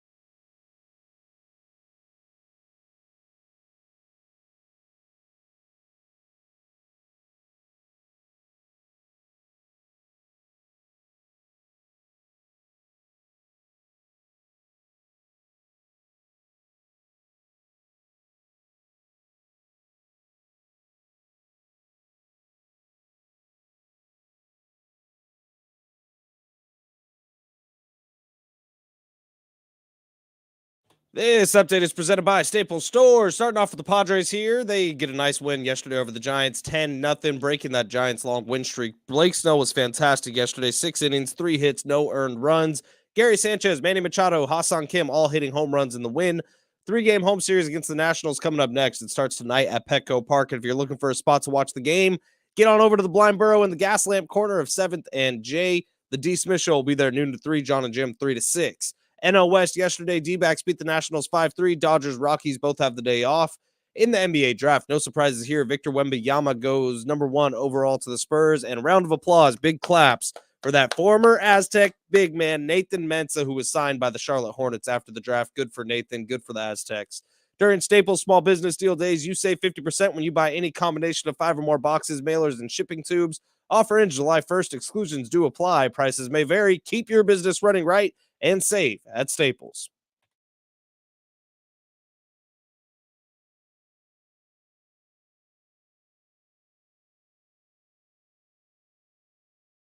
Springfield Sheedy and Fletch, San Diego Sports 760, having a little mid-segment, off-segment conversation. Gumby, Davey and Goliath. You remember Gumby's pony, Pokey? Pokey, yeah. Yeah. Claymation was a big part of my childhood. Same. I was fascinated by it. It's incredible. I remember trying to do claymation, and I realized, like, I watched like some sort of tutorial on Sesame Street, maybe, and I was like, oh, we could do that. Did you have a camera? You were doing stop motion stuff? We tried. I lasted for like 4 moves of the clay. And then I realized, like, it only moved one arm like half an inch. And I was like, oh, this sucks. I'm going to go outside and play. Sitting in definitely takes some patience. In the graveyard that is my Jeep, the old silver bullet, is a Gumby. I have a little Gumby that sits up on the dash. Oh, I thought you were going to say you were sitting in it. I thought you just go out there and sit in it sometimes. But Gumby's still in there. Remember the good old days? In the skeleton of my Jeep Liberty. That's right. Actually, I turned it on the other day. It still shakes a lot. Speaking of That's how you Jeep, know it's working. Speaking of Jeep Liberty, we have Liberty Call Distillery coming in today. Yeah, on a Bar Card Friday, brought to you by Keg and Bottle. 10 locations all throughout San Diego County. And we got to do a little tailgate trivia at Liberty. It's Friday. And if you ain't grilling, you ain't living. Let's do a little Friday tailgate trivia with Big Rich, TD, and Fletch. Yes. It's the game show that is sweeping the world. I hear we're enormous in Kuala Lumpur. Wow. Yeah. Yeah. Really? The world's tallest building. Actually, it might have been beat recently by the United Arab Emirates. They may have a taller building there. But you remember the scene in Mission Impossible with the two twin spires? Yeah. And they have that bridge that goes across? There's also in one of the Fast and the Furious movies, they jump a car from one to the other. Of course they do. Of course, they're in outer space in this new one. It's unbelievable. Do they jump a car into outer space? I do believe that. No, they jump a car from outer space down onto the ground. Into orbit. That makes a lot more Travis. sense. You gotta watch these movies. They're awesome. I have zero desire to see right, here's any what you gotta Fast and the Furious movie. Get COVID, so you have to stay home for a little bit and then watch them all. Yeah. Sounds good to me. That's what a program director is doing right now. Joining us on the line is Tim, who I believe is back from last week, a reprisal of tailgate trivia from 7 days ago, looking to win it for the first time ever. Tim, how are you doing this morning? Hey, boys, I love your show, and happy Friday. Yeah. Tim, right, Happy Tim. Friday, Tim, indeed. Happy Friday. So we have Liberty Call Distillery coming in today on a Bar Cart Friday. So we thought we should probably do a Liberty-themed trivia. So, I mean, do you know Liberty, Tim? Do you know about Liberty, Tim? I'm from Philadelphia, so let's see. Okay, here we go. Well, with that, here's your first question, Tim, on Liberty Edition Tailgate Trivia. Between 1753 and 1846, this bell tolled for many people and many occasions. It rang to mark the signing of the Constitution, the deaths of Benjamin Franklin, George Washington, Alexander Hamilton, Thomas Jefferson. Name that bell, Tim. Is it A, the Libertarian Bell, or is it B, the Liberty Bell? The Liberty Bell. Well done. Wait, you wrote Liberation Bell. It doesn't matter. Libertarian. It doesn't matter, Travis. What they can't see, they can't hear. Can I say what was asked in my ear right now? Sometimes you write questions to trick people. Okay. Oh, wait a second. And so I asked No. if I wanted to make sure that it was the Liberty Bell, because No. usually there's an answer key. There was no answer key. He goes, no. what's the right answer? Ben, I would have said sometimes Liberty they're Bell. out loud thoughts and sometimes they're Ben You're thoughts. right. I said it into his No, ear. no, He's I the know. one that said it to the world. Wait, you said it to him? The guy who reads every text he gets on air? I asked if I could say it. I clarified. Tim, you're up 1-0, man. You got to get 2 more right out of the next 4. He just censored himself. He did that live. That's very Incredible. good. Very good. Incredible. If you get 2 out of the next 4 right here, you will win those Fall Out Boy tickets. So here you go. Question number 2. The Statue of Liberty's crown represents A, the oceans and continents, or B, the 7 pillars of justice. Oh, I'll go 7 Pillars of Justice. Oh, no. Wrong on that one, Of Tim. course you're wrong. We all knew that it represents the oceans and the continents. Sorry, Tim. Everybody knows that. Whoopsie doodle. Yeah. I didn't know that. Actually, I'm really happy to learn that. Yeah, I did not know that either. Thank you to Google, who gave me some facts about the Statue of Liberty. 7 pillars of justice, I just made up. That's pretty Yeah, good, though. that's pretty I like good. that. It's That's a the very next Marvel deceiving movie. clue. Right. It is. Yeah, it's the next Avengers, 7 pillars of a justice. All right, moving on to question number 3. It's a 1-1 ball game, Tim. You're going to need this one. This American iced tea company has been regarded as heroes for continuing to sell their 23-ounce cans for 99 cents despite rising costs of inflation. Is it A, Arizona iced tea, or B, Liberty? Let's go with Arizona, the lot lizard.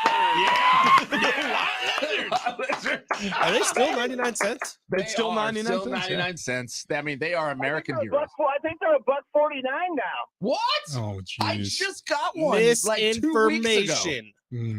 Oh, wow. Wow. You're going to the wrong. $1.49. You're going to the wrong bodega, my friend. Hang on. Let me see. Where Let me you at? see. Whole Foods? Yeah, hang on. Whoa. Are you getting your Arizona iced tea Yeah, from I got Arizona? a 99 cents at Ralph's. Yeah.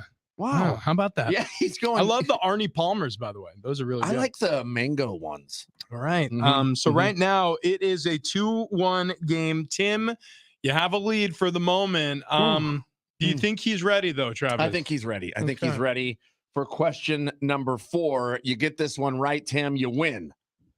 This American diversified global insurer is the 6th largest property and casualty insurer in the United States. Is it A, Liberty American Insurance, or B, Liberty Mutual Insurance? Liberty Mutual.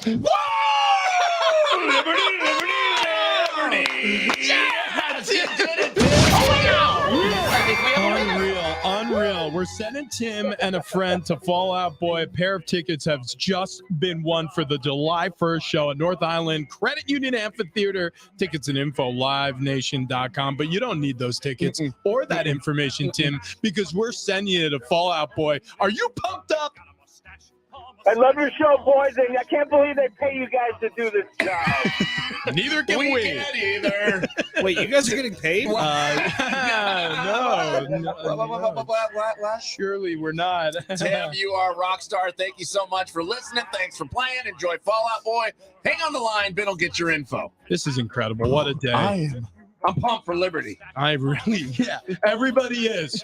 We're all here just enjoying a little Liberty this morning. We're about to enjoy some Liberty Call Distillery Spirits. That's coming in later on this Bar Car Friday. Looking forward to that in a big way. Also, coming up next on the show, we got to talk about a ducking awesome story. Yeah. That is awesome.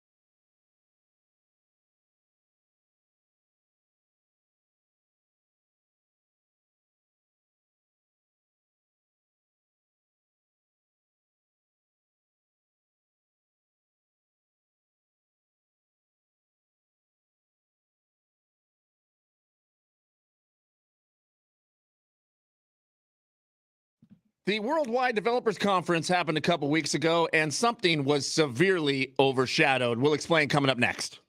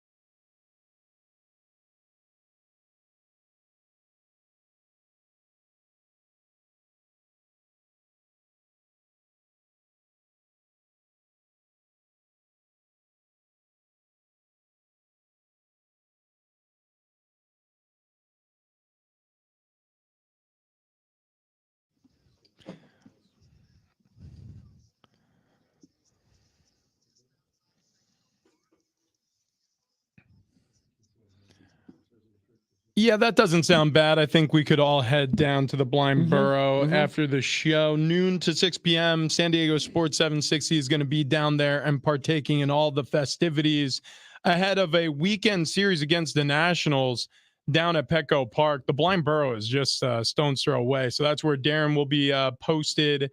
That's where John and Jim will be holed up. And actually, Ben Fletcher, he's going to be on the scene too, doing a little engineering there. I'll as just well. be there drinking Casa Machados. Spinning the ones and twos, drinking Casa Machados. Hey, did you see that this newest iPhone update is going to fix autocorrect? Okay, listen. So the Worldwide Developers Conference happens, I don't know what it was, 2 weeks ago. They come out with the ski goggles that were $3,500. Yeah. The virtual reality, what do they call them? Vision Pro. Oh, that's what it is. Yeah, Vision Pro. Vision Pro, $3,500. I guess they're augmented reality headsets, not so much a virtual reality headset. But whatever it is, that is the storyline. And it wasn't until yesterday that I see, wait a minute, they're fixing autocorrect? No longer will it think I'm trying to say ducking. I love how you really put the emphasis on the D. Yes, I did. Yes, I did. So speech to text for a while now has been, you've been able to curse, and on the iPhone, it'll write out the curse you're saying. Trust me, I know, because sometimes while I'm driving, I'm like, you know what? I need an effing answer to this question, and somebody needs to hear about it. But yeah, now I like when you're typing and you're trying to use profane language, it's not going to clean it up for you. Good. Do you use speech to text often? I actually do. I recently sent a text message to my brother and his wife that was so riddled with errors, though, as a result. I had to send an explainer text message later on in the evening because I was like, oh, wow, that not only did that convey the wrong message, but it was somewhat offensive. We got Bill already setting up here for a Keg and Bottle Friday from Liberty Call Distillery. Tony Conja here on the mic, spinning the what up, baby? Twos. Yeah. Oh, right here. He's looking for volume. Oh yeah, here you go. Can you hear us in your headset, Bill? Okay. Yeah, all right. I was going to ask Tony, do you use speech to text? Absolutely. You do? I never use it. Oh, I ever. use it all I don't the think time. I ever have. Yeah. Let me try it. Yeah. And then the other cool one is the one where they actually hear your voice. Oh yeah. You do that. Yeah. I will do that. Oh my God. What are you My doing? brother is trying it out right now. What is he And saying? all to the cuss words work. Alex Fletcher, Yes. who's a participant in the show often. Yes. Some of the comments that he sends us over YouTube, we're not allowed to say on air. I wonder if he's using speech to text on those as well. Oh man. This is a Peggy. big update. This is a big deal, guys. Oh, it is. This is a game changer. This is a game changer. How about this? my In personal those opinion. moments where you just want to type a ducking word, well, the keyboard will learn it too, said Craig. I don't know how to pronounce his last name. I guess it's Fredigi. I just At, sent you guys a Apple. screenshot. Let me see. What do we Let's got see here? what we got going on. It's from Alex. Well, Mm-hmm. wow, he used all of them. He really used all of them. That's Tell you what. incredible. He got one that man. I guess we'll see him next week. Apple, you dirty Probably dog. on Tuesday. Yeah, we'll probably see him Tuesday. He actually Absolutely. he's going to be here next Friday. Oh, good. Alex is? Yeah. All right. Yeah. Play a little golf with Alex, maybe. Peggy Baker weighing in on the stream here, the YouTube channel. Now saying, everybody is just sending us curse words on the text. This is the opposite effect. she was telling us to enjoy our weekend. So on a Keg and Bottle Friday here. How about that? Oh, and quick update because we're being asked on the text line. It said, "Hey Ben, did you buy that Ford F&R Ranger?" I did not. Because but I am we have getting- an update. I'm getting a Tacoma next Friday. Wow. It's How did it unbelievable. happen? How did it Unbelievable. happen? You know what? I love my family, and my family loves me sometimes. Yeah, I'll tell it you what. happens. Yeah, it's amazing. It's amazing what happens when you have friends in high places, isn't it, Ben? It's awesome. The 484 weighing in on the text line as well. Disappointed, no WNBA Liberty-based questions. Missed a That was question slam number dunk. 5. Yeah, Yeah. that was. Sorry. Definitely. Sorry, we didn't get to it because Tim absolutely rocked out on Tailgate Trivia Liberty Edition, which, by the way, led to Ben Fletcher learning the actual name of the Liberty Bell. I knew what the Liberty Bell was, but Travis has put in questions before specifically to trick people. I didn't put that question in. No, that was me. Yeah. Okay, if I'd have known it was Rich, I would have been, oh, yeah, it's Liberty Bell. The Liberation Bell or the Liberty Bell. And you had to whisper in Travis's ear, it is B, It right? wasn't the libation bell. I'm going to speech to text you guys right now. You should. Not yeah, going to be yeah. nice. Yeah, well, Duck you, Ben. I've always said that. I've always said it. I've always said it. Hey, really quick, wanted to get back to the Padres yesterday. So Gary Sanchez, every time this guy homers, the Padres win. I'm pretty sure that's an accurate stat. It probably isn't, but I'm going to build this up like Paul Bunyan. Yeah. With his mighty axe, he's going to take down Forrest one swing at No, a time. we can't compliment him. Why? Every time we compliment him, he has an ass game. It's when we. Yeah, but I can't help myself. I love Gary Sanchez. Listen to this. It was a fly ball struck pretty well to deep left center field. Back goes Slater. He's at the wall. It's gone.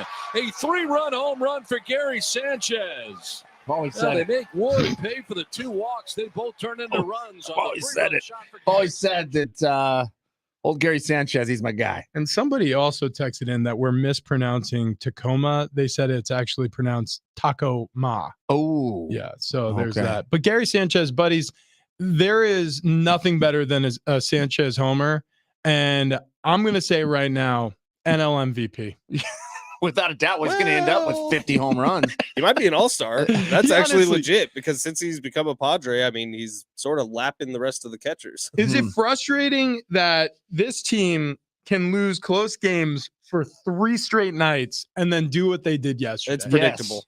Yeah. Very Like, frustrating. I think we kind of saw this coming. Like getaway day for the Padres, getaway day for the Giants. Like they go on a road trip, Padres coming back home. Someone was going to dominate this game, and the Padres were due. Yeah. Well, it's if they could string together a few more of those types of victories, it's going to be obviously the confidence boost they need heading into the All-Star break. We were talking to Kevin Acey about this yesterday. About 15 more games before the break, maybe a little less than that now.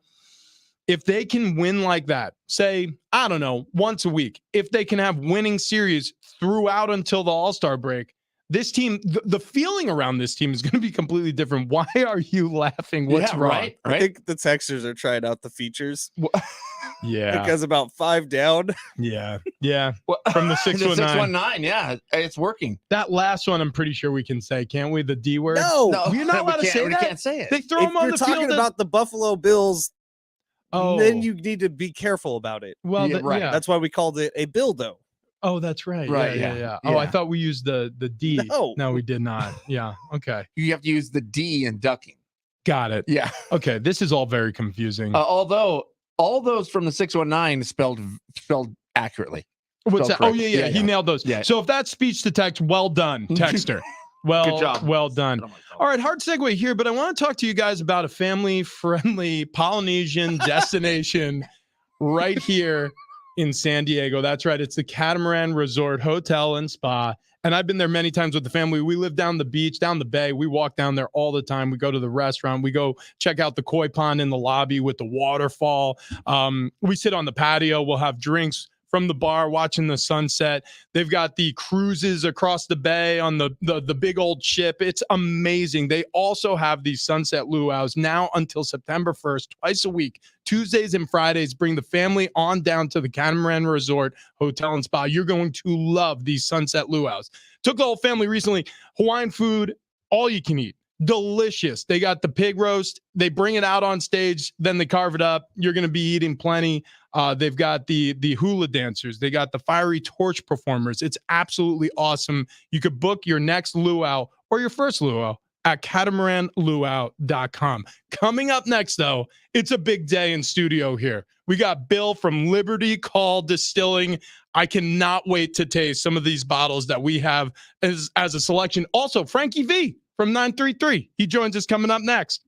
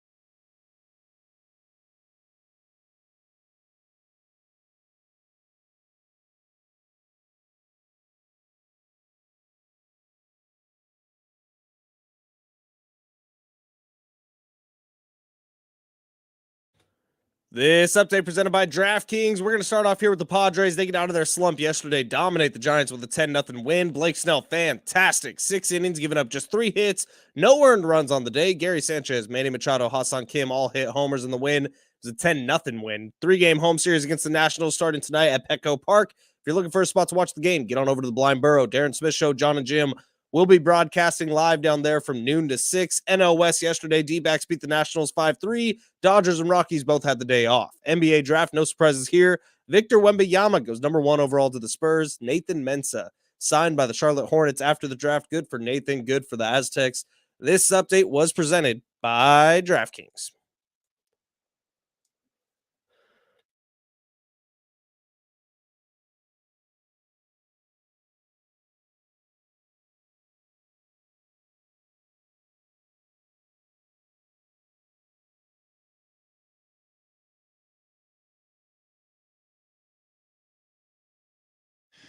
Yeah! Woo! Happy Friday to those who celebrate. It is a Bar Cart Friday right here on Big Rich, TD, and Fletch. And we've got a full studio right now. A lot of friends from Keg and Bottle. Tony Conja, as always. Andreas walking through the door. Bill, our man from Liberty Called Distilling. And the one, the only, Frankie V from Frankie and Gina. Buddy. What's up, family? What's going on, dude? Dude, I usually come in here a little bit later in the morning when the alcohol is actually getting poured. I walked in here and there's nothing poured yet. I was quite disappointed. We could probably get some. Andreas is fixing that as we speak. I just heard a cork pop in the distance there, Frankie, at your request. Exactly.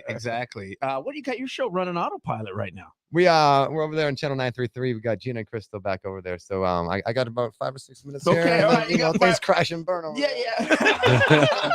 Well, the reason we brought you in today, not only because it's Bar Cart Friday, but you got a special day going on tomorrow. What is happening? So I have a comedy show tomorrow that I'm gonna host and perform at, and I've been doing comedy on and off for like 7 or 8 years. I took classes and then I've done some shows. I kind of stopped, but back into it, and it's exciting because this one's at Good Bar in Point Loma. And Point Loma people come out and have a good time. They like the drink and party over there for sure, which makes a job as a comedian easier because the more drunk you are, the funnier I become. Right. I get that. So it's a comedy mashup with Frankie V and Bijan. Yeah, Bijan. He's actually was my comedy coach years back, and then all of a sudden he started like, "Hey, you're not doing too bad. Let's get you on stage with us." So it's kind of cool. That's cool, man. So you're That's not only fun. hosting, you're going to be doing a little bit of a show. Yeah, yourself. so I usually open it up and do like a 5 to 7 minute set by myself, which is fun. But I'll tell you, I'm not quite as comfortable doing comedy as I am on the air or like hosting a club or any of stuff like that, because this is like eyeballs in your face. Right. Like sometimes on the radio we think we're funny and people in their cars like, this is the dumbest stuff I've ever heard.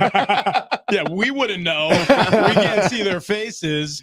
But yeah, man, first of all, it's very courageous to try something new. Thank Obviously, you're very successful as a radio show host, and it's difficult to like expose yourself in a way that you're not 100% comfortable with.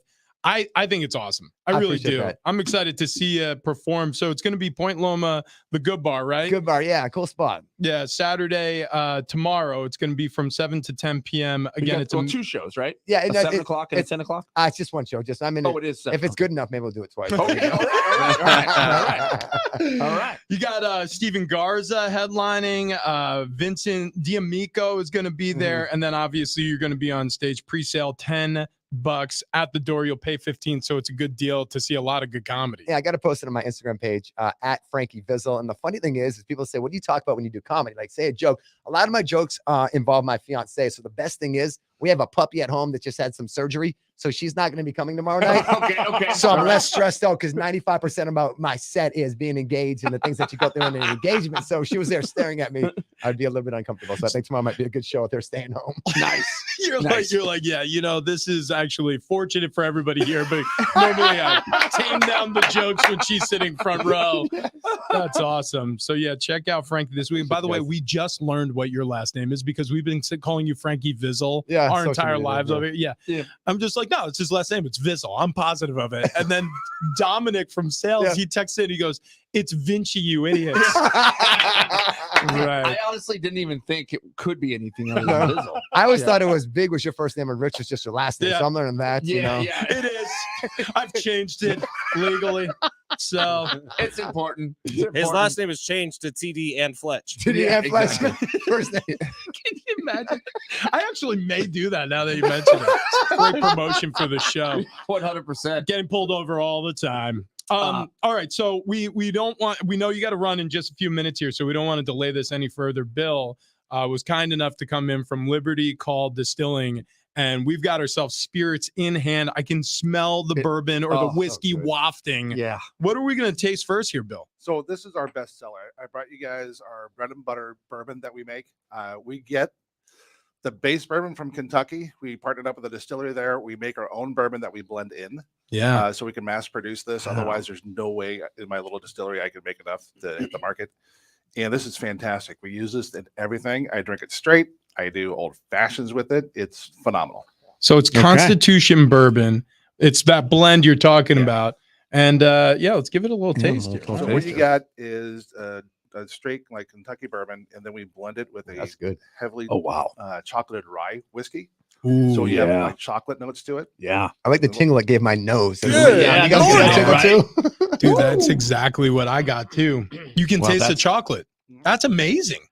Dude, that is incredible. Oh my goodness. This is gonna be a good day. Constitution bourbon. Are you a bourbon guy, Frankie? I was just saying I love bourbon. I like whiskey. Like the both are my go-to. And I stopped for a while drinking them because I wasn't drinking the good stuff. And now that I've learned the good stuff, like there's nothing better than sitting back on like a Friday night on the couch, watching some sports and sipping some bourbon. No doubt. No doubt. So I no don't doubt. love this, but as soon as Frankie got on, we got this tweet in from our buddy Kyle, and it says, "You guys now have the coolest show in America." And I don't know if now was just because Frankie came on. I can promise you. Yeah, obviously. That is exactly what's happened. The cool factor. I just stand near him.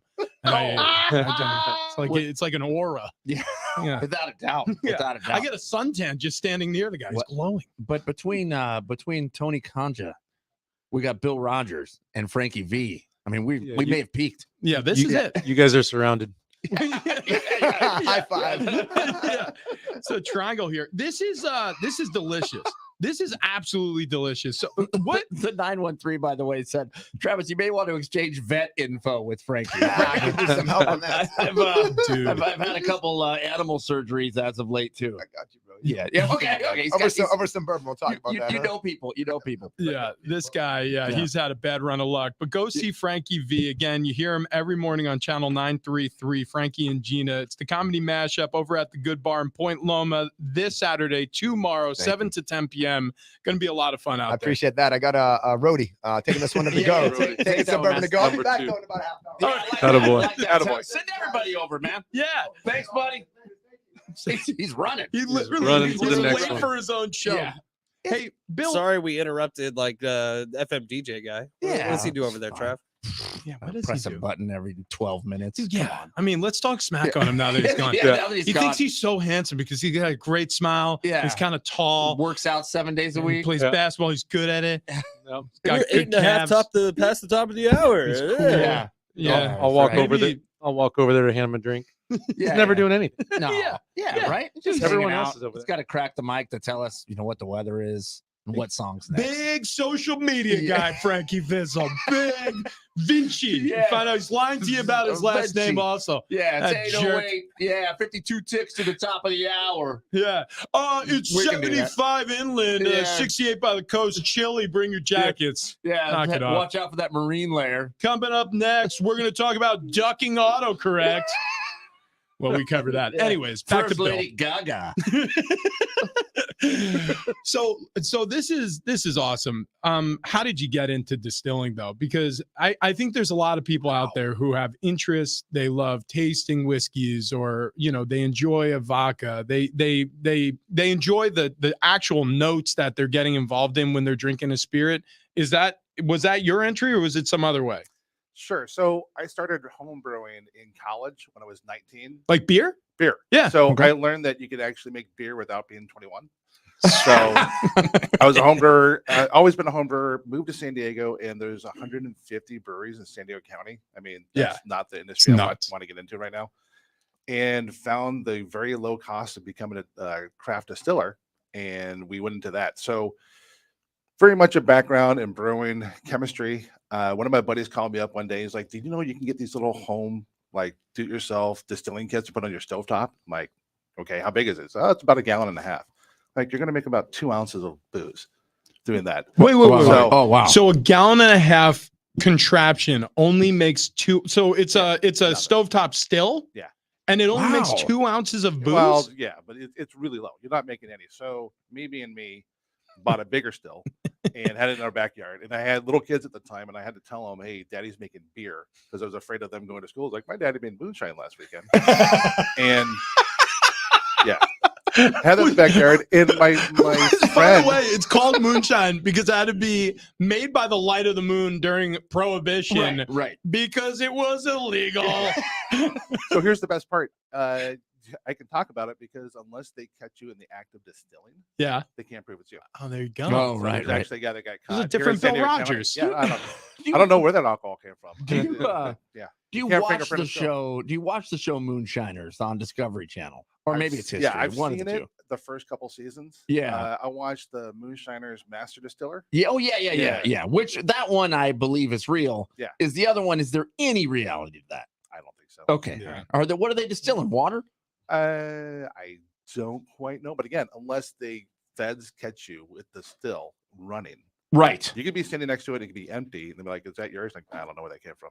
right. So It feels like Bill's practiced this in the mirror many times. He's just standing in the bathroom like, I have no idea what you're talking about, officer. Well, that is a still. I had no idea that was a still. What's a still? like You Captain guys need to Madigan watch said, the live feed because the way he just said that, he's practicing. right. A, my wife's an attorney. B, big fan of Kathleen Madigan. What is it? I do not recall. I need an attorney. Oh yeah, Well, yeah. right, She's a right. great stand-up. She's a very funny Yeah. lady. Yeah, that's a good set. The crazy thing about getting into distilling and doing it in your backyard at first is finding people brave enough to trust your stuff. You know what I mean? I'm sure at first you're like, hey man, like, you know, I just made this, and they're like, well, where? And then you show them the setup where you've got, you know, like a little campfire under a still in your backyard. Yeah. Was it difficult to get people to like taste test alongside you, or were there Just takers? just like anything else, you make a lot of bad booze Yeah. before you make good booze. Yeah. I made a lot of bad beer to begin with. My buddy that told me about the little still is a chemical engineer. He actually came over and showed me how to brew with better techniques, and all of a sudden my beer was good. People are like, "Oh, where'd you buy that beer from?" I'm like, no, I made that. Oh wow. So same thing with distilling. We made a lot of really awful booze. What was the first booze you made? Rum. Oh, okay. Rum, and then we started doing single malts just because it was like beer. Very easy to distill. But I mean, we're fermenting buckets of like 5-gallon mash buckets and cooling it off in my hot tub in the wintertime because it was a way to rapidly cool it. Yeah. I mean, total redneck stuff. It was fermented in my shower. Yeah. Wow. My business partner is from Tennessee. His grandfather made a honey shine. Oh And, wow. yeah, that's how we first started talking about it. He's like, my grandfather makes honey shine. I'm like, bitch, bring that over. So we were drinking that one night at 180 proof. And I'm like, you know what? We could make that. That's incredible. Oh man. Well, how did you come up with the mash? Is it your own recipe? Did you Google? What'd you Google. do? Again, I don't come up with my own ideas. I just do other people's great ideas. Good. And then is there a certain kind of yeast you have to use? You have to Sure. buy something special? You can get as fancy as you want. Well, beer is very much yeast driven. If you ever got up to White Labs, you can try the same mash bill and they have different yeast and everything gives a different flavor. It's really cool. But in distilling, because you take so much of the flavor off when you distill it, you really can't tell. I've used expensive yeast. I use cheap yeast. You know, I've used like bread yeast. And honestly, I put it side by side. I'm like, tell me the difference. And it really comes down to the barrel when you age it.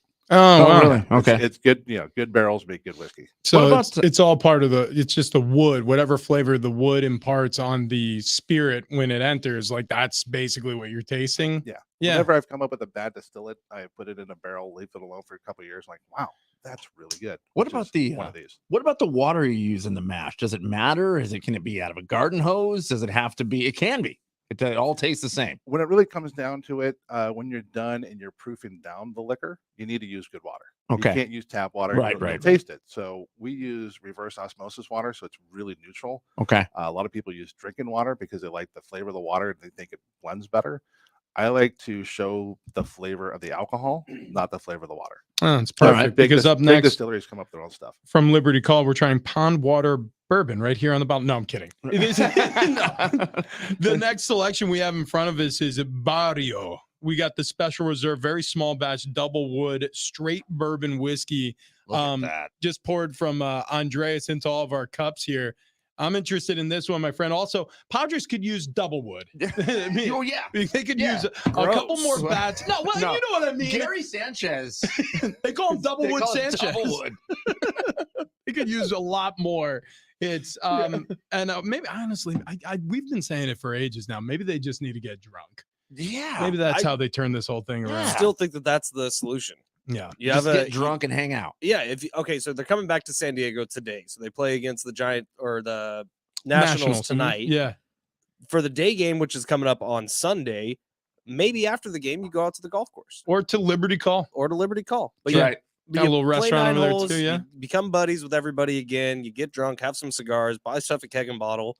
You're good to go. This Right. smells Right. this smells amazing. Okay. This wow, this this barrio, I mean, Wow. that's this I mean, this is right up my alley. What are we smelling here, Bill? Okay, so this is our really high-end bourbon that we do. So think of the blend we did for Constitution. Yeah. Then Okay. we put it back in a barrel at cast strength and age it for another 6 to 10 months, maybe even 12 months in smaller barrels. That's why it's called double wood.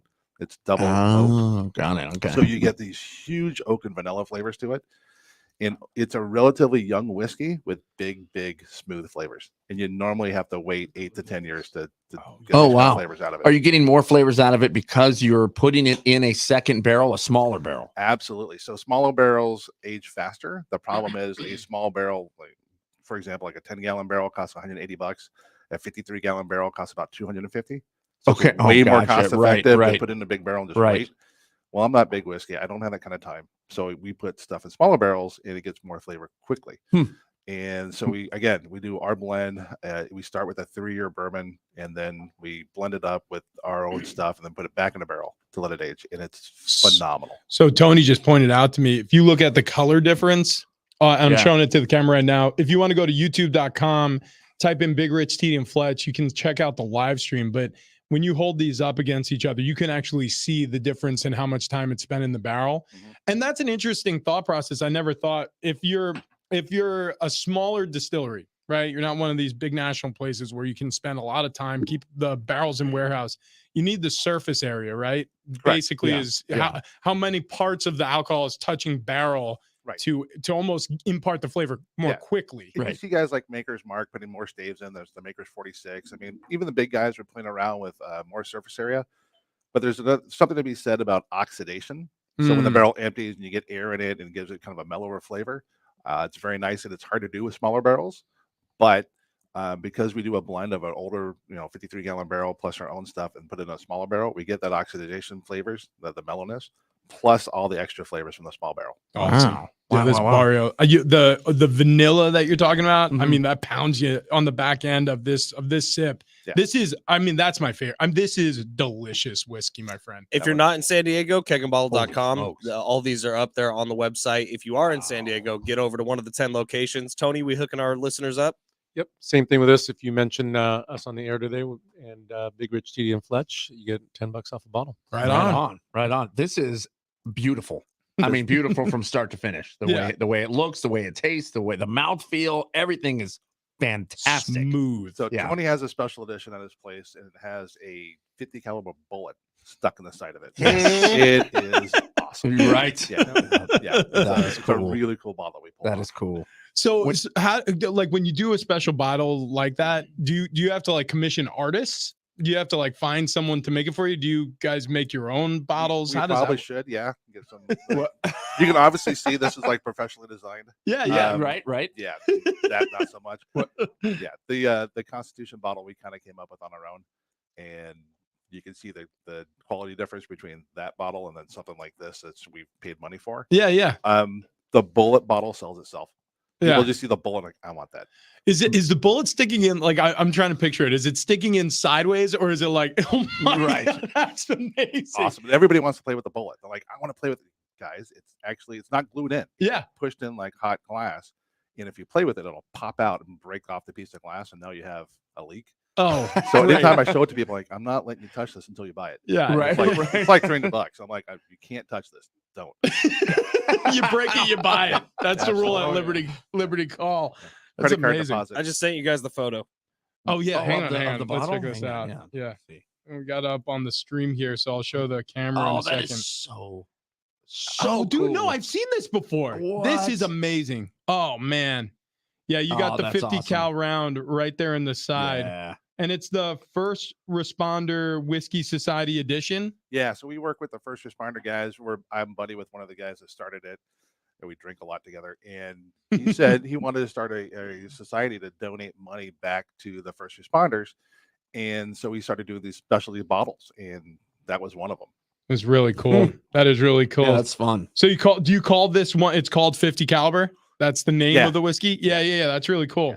That's really cool. All right, so we got a third. Whiskey poured up. Is this also a bourbon? No, this is Okay. technically not a bourbon. This is my baby. If I could make nothing but this, I Wow. would.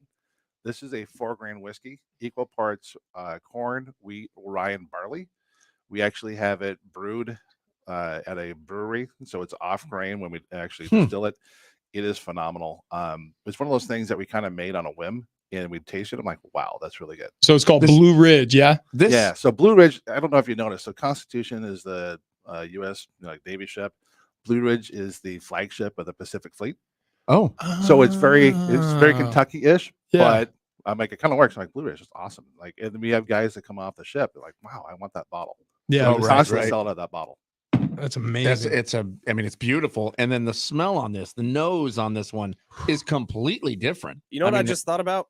All What? that stuff we learned last week from the Whiskey Nomad about how you're supposed to taste whiskey. I forgot about it all until just now. Yeah, I didn't. So do we've any already of put those down things. 2 whiskeys, and I didn't do any of it. I did it. So You did the swish. you take the small sip and then you let it coat the whole mouth so you get over the shock of the alcohol, and then you do the bigger sip after that. All right. So try it this time with this one because it really does help. I mean, I don't know. I don't know anything about whiskey, but I'm learning from Bill over here and Whiskey Nomad. This smells amazing. Yeah, Whiskey Nomad Bill. is fantastic. She and her husband are the ones that work with the first responder group. They're very, very cool people. Yeah, She was awesome. Yeah, she came in last week, and it was fun to just learn how she tastes it and take you through the notes. But nobody knows better than the guy who damn built the thing, right? This is Again, this is my baby. I don't make a lot of this, unfortunately. I would like to make more. It's just time and expensive to do. this tastes like salted caramel to me. Yes, it does. It's I thought really the same good. thing. This tastes. I Yeah, mean, like the first thing it tasted was almost like creme brulee. Yeah. That's They're very good. That's exactly a toasted creme brulee type of flavor. This is probably around 104 proof. No way. Wow. No So we went up a way. notch. Yeah. You can't really. It's not hot. No. Like it doesn't burn. And the other thing is we do this in a Solera barrel. So when we have a 30-gallon barrel that we dump half of, and then we top it off with other 4-grain, and then when we next time we bottle, we take half off and keep rotating through it. Every time you dump out half a barrel, would you mind just sending it my way? Is that okay? Talking about dumping whiskey down the drain. I just send it to. No, we dump the whiskey in a Pacific bottle, Beach. but yeah. Oh, I mean, okay. All right. That makes got it. sense. Yeah, that makes Oh, so my the whiskey gosh. in this is anywhere from 2.5 years old to, well, we started 10 years ago. So Oh wow. yeah, has Wow, a wow. really nice flavor to it. Yeah, Blue it's Ridge, man. I can't make a lot of it. I make 15 gallons at a time. Unbelievable. Wow. Unbelievable stuff. Hey, before we get back to more of our tasting here with Keg and Bottle live in studio Bar Car Friday with Liberty Call Distilling, we got to talk about a brand new steakhouse right here in San Diego. Yeah, our favorite, the Remy out in Mission Valley. Beautiful place. Beautiful place. And we were talking about it during Father's Day, but the perfect weekend would have been buy dad a bottle of booze at Keg and Bottle. Yeah. And then take dad out to dinner at the Remy, and it all works out perfectly because the Remy's a fine dining experience, offering an incredible menu featuring premium American Wagyu meat cuts, seafood, crafted cocktails, both new and old world wines. And Richie, tell us about the cows. Oh, dude. Yeah, these cows. Tell us about the The cows. steaks. Where did the steaks come from? I asked Frank, the owner of the Remy. He was like, well, Rich, when a Japanese Wagyu bull really loves a New Jersey cow, they make the steaks right there in Whitefish, Montana, and they're shipped into the Remy. They're grain finished. These are some of, like, legitimately the best steaks we've had. Bone-in cowboy ribeye is what we partook in over at the Remy, but we've also tried the bone-in filet, the ribeye on its own. It's all dynamite over there. And it's not just the food, it is the atmosphere, the feeling, the experience when you're there. Contemporary American classics with a Western grit and a modern twist. It just feels good to sit down and have a meal. Uniquely decorated, like Travis was saying, it's a hideaway with a Western flair, talking plush leather seating, dark wood accents that pay homage to the last frontier. Perfect for an intimate evening gathering with friends. Yeah. And amigos. It was perfect. I'm gonna be intimate with my friends Yeah, that's at correct. the We Remy. were pretty correct. intimate for like 4.5 hours. We were there for a long time. All right. So bring your friends, family for dinner, lunch, everything, private dining. You've heard it all. Book your reservation right now at remysd.com. And coming up next, we continue our journey down Whiskey Road with our new friend, Bill Rogers from Liberty Call Distilling, Tony Conja in the studio from Keg and Bottle, Andrea standing by just in case we need him to carry us out of here. More Bar Cart Friday coming up next.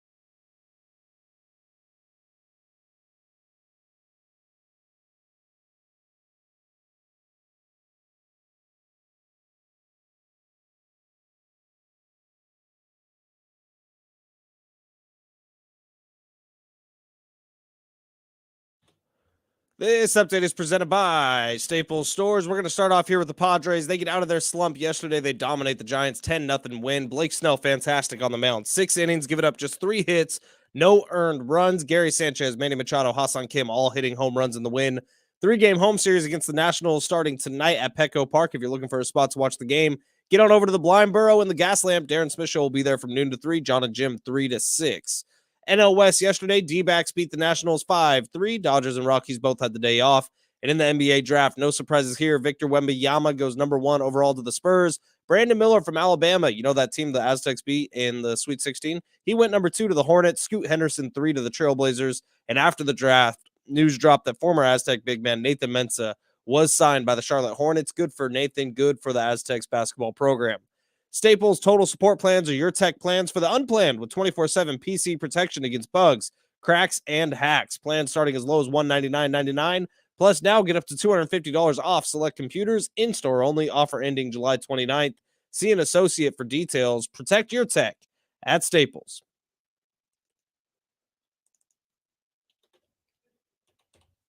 Thank God it's Friday! It's been a long week and the fellas are thirsty. It's time to cruise into the weekend. Big Rich, TD, and Fletch present Bar Card Friday. Brought to you by Keg and Bottle. 10 locations across San Diego County. Tony Conja, owner, operator of Keg and Bottle and K&B Bistro, which, by the way, I've said this many times, but that is the spot, man. That Del Cerro location. That's the first restaurant I think I've ever eaten in San Diego. We moved into Del Cerro when I first signed with the Chargers. It's the first place we took Ty, my oldest son. Nice. When he was born, we just walked down the hill there over to the Windmill Farms parking lot. You guys are tucked away in that corner there. And a lot of memories there. Really good spot. And there's some video of you stumbling home. That's right. There's video evidence of me. There's also a video of Rich at that same place getting dropped a bottle of very expensive whiskey.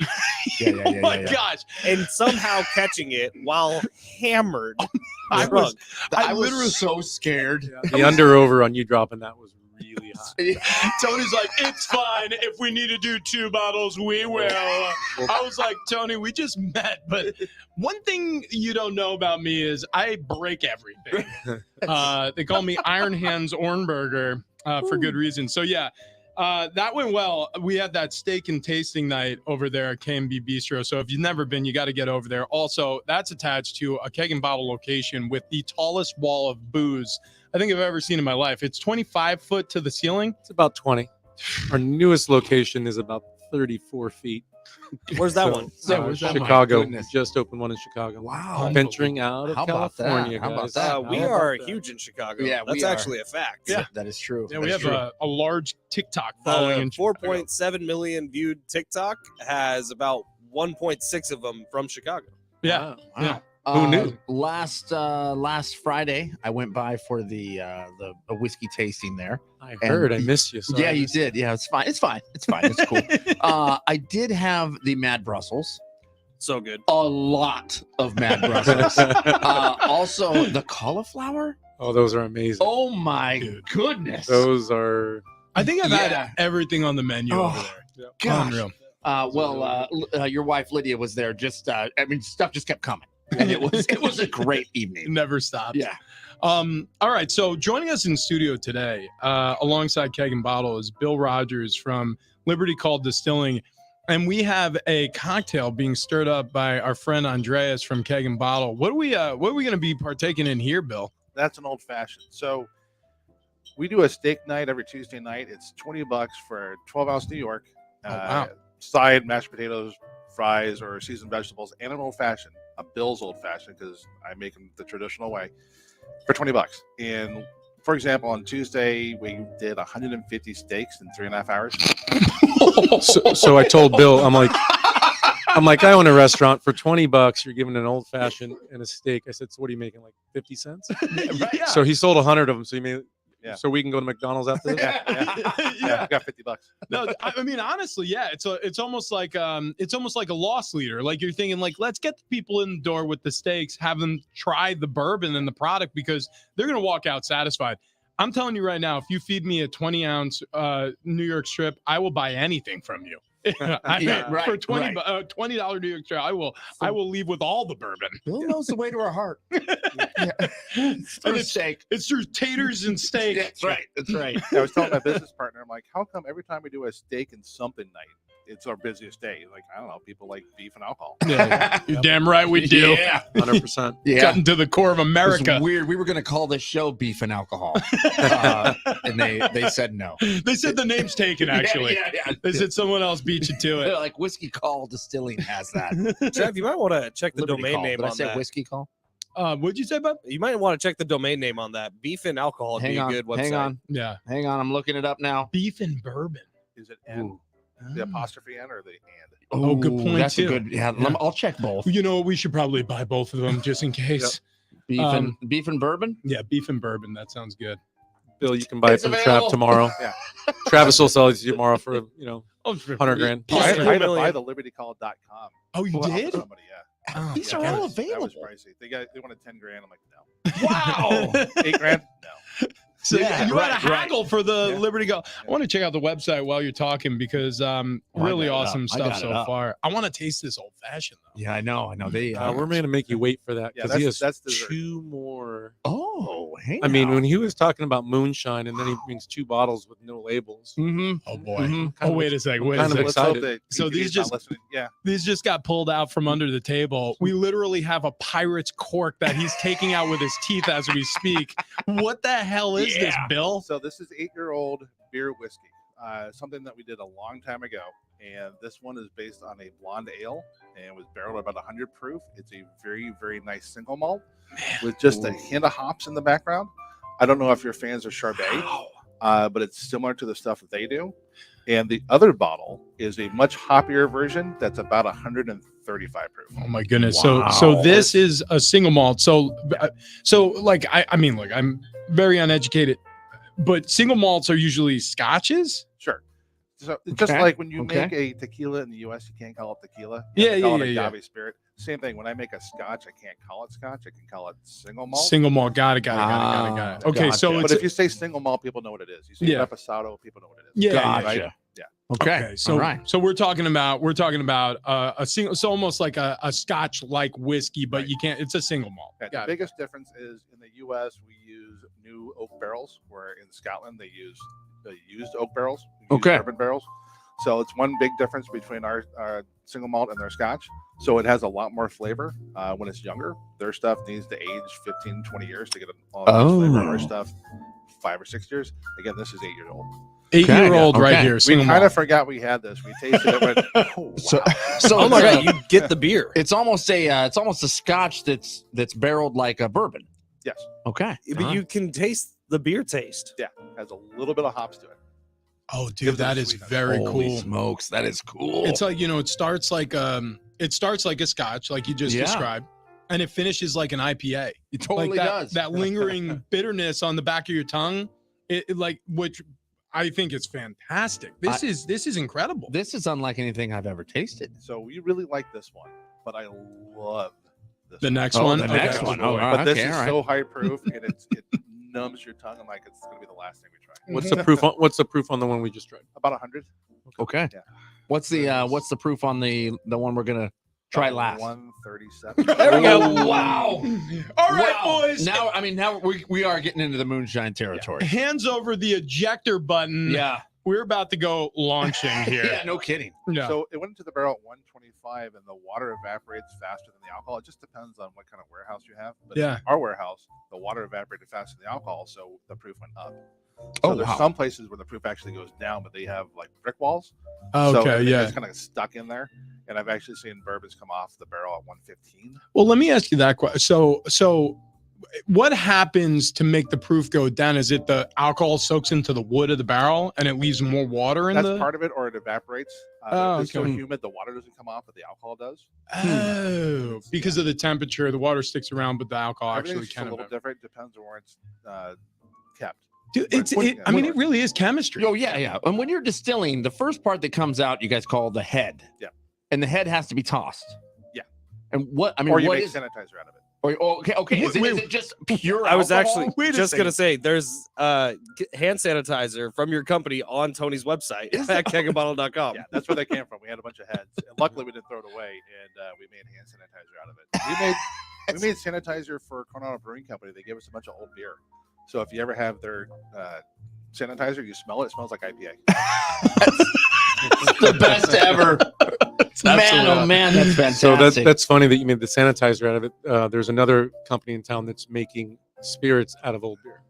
Oh, Yeah. interesting. Wow. I'm learning a lot about like how in the United States, like we have all these regulatory things like bottle and bond, or like what you're actually allowed to name whiskeys. So because you source some of the bourbon from Kentucky, you can actually call it bourbon, right? Right. Yeah. Okay. Oh, Okay. okay. That makes All right. sense. Because But I have to call it a blended bourbon. I have to put it right on the bottle. I don't lie. It's on the puffery on the side. Yeah, Like, yeah. We buy this from Kentucky. We blend it with our own stuff. Yeah. Okay. But Interesting. but it's still Interesting. bourbon because it's a bourbon blend. Right. Yeah. Got it. Got Yeah, it. but it's not because it came from Kentucky that you can do that.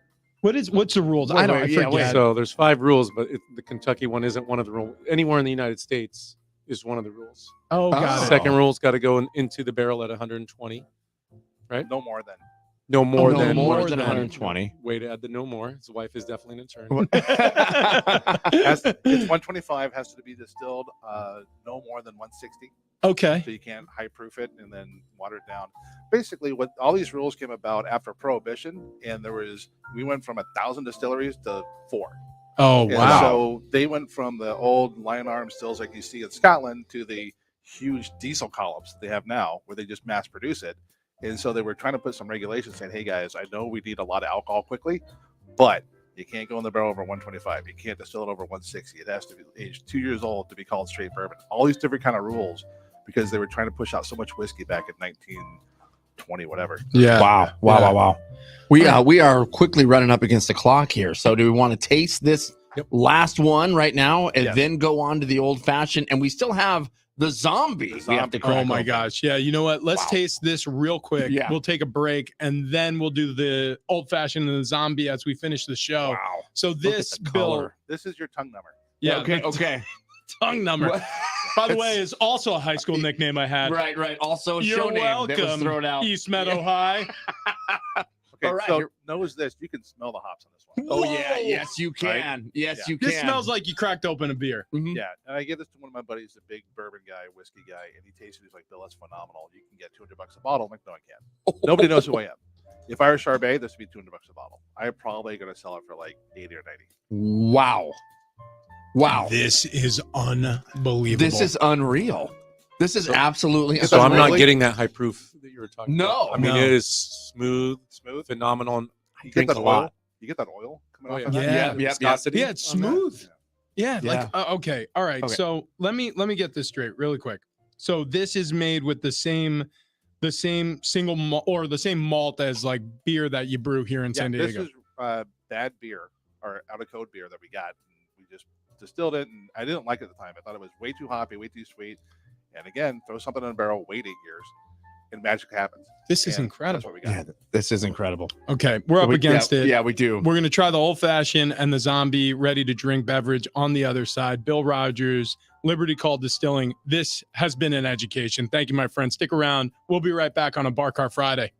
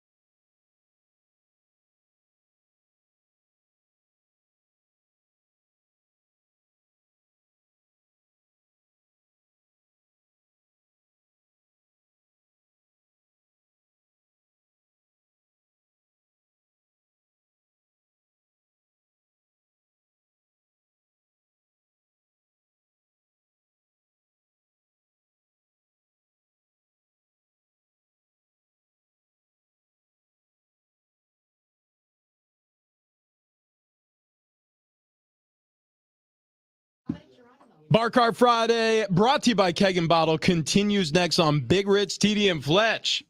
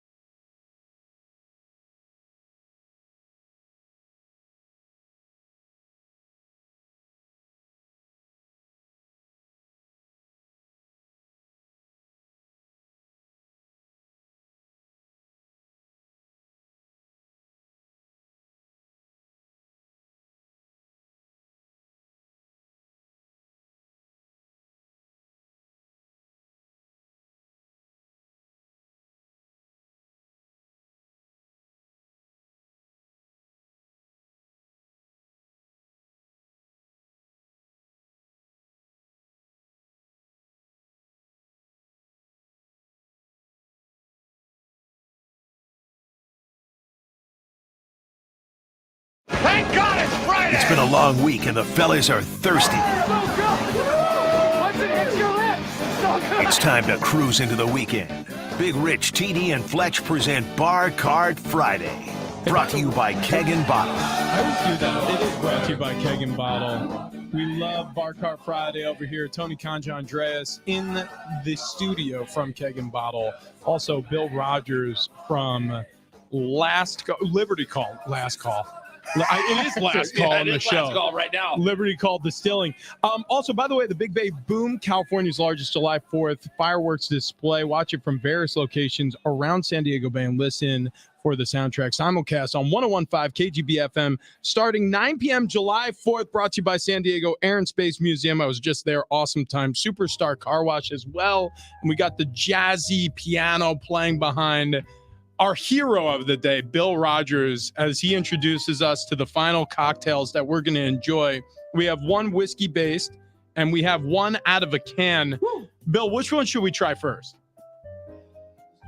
First. Okay, all right. So out this of the can this first. is a zombie cocktail. It's 19.5% alcohol. So these guys made this alcohol. This is a private label that I used to make. They decided that after COVID, it was too much work, and they retired to move to Mexico. Wow. And I said, you guys are absolutely nuts. This is in 200 stores, and they walked away from it. So I picked it up, and it took us a year to get distribution and everything else, and we're just about to ship into Costco and Rouse with this. Wow. Multiple stores, multiple pallets. Costco's Costco's going to do a 12-pack of this plus two of our other canned cocktails for, I think it's $29.99. Oh my goodness! Now, Bill, Costco I don't know just if- out here. Yeah. Wow. Did you already mention the percentage on this bad boy? 19.5%. So Okay. one can is 3 IPAs, if you put it that way. Yeah. Dude.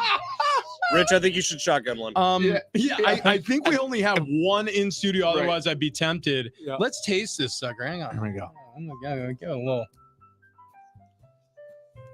Okay, Oh, you wow, do not okay. taste the booze in that. No, not at all. That Not tastes at all. like the mildest, Not at all. most delicious pina colada I've ever had in my life. So you put it over ice. Yeah, it's a troublemaker. Buddy, that is a sledgehammer disguised as a Fisher Price toy. That is Absolutely. unbelievable. Absolutely. Could you imagine these on the golf course? Oh, Well, good night. I can imagine it for We're about playing three holes. holes. Exactly. I'm with you. and, Three then, holes. and then you'll be playing imaginary golf.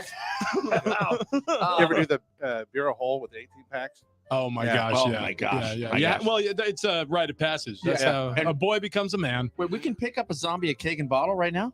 We will be able to. Will be able to. Okay. Yes. There Okay. we go. I know. I'm looking at Bill going, Yeah. Can we? I know I'm no Costco, but you know. But a deal was just made live on air. This is I what love we it. do. This is incredible. Okay, so the zombie, by the way, if you've never had a zombie, wait until you can pick it up at Keg and Bottle or Costco or wherever they're sold. This is incredible. Well done picking up that label, my friend. Yeah. Yeah. The old fashioned that's been stirred and mixed and handed to us. What bourbon are we enjoying inside of this one? This is our Constitution. So this is what I was telling you a little bit earlier. Tuesday nights, just because we need to get people in the door, I started doing a $20 deal where you get a 12-ounce New York steak, fries, mashed potatoes, veggies, plus a Bill's Old Fashioned, because I make it the traditional way and I don't like bad old fashions, for $20. And it went from 10 steaks to 20 steaks. Last Tuesday, we did 150 steaks in 3.5 hours. It was nutty. You've said Bill's Old Fashioned a couple of times, and then you mentioned you do it the traditional way.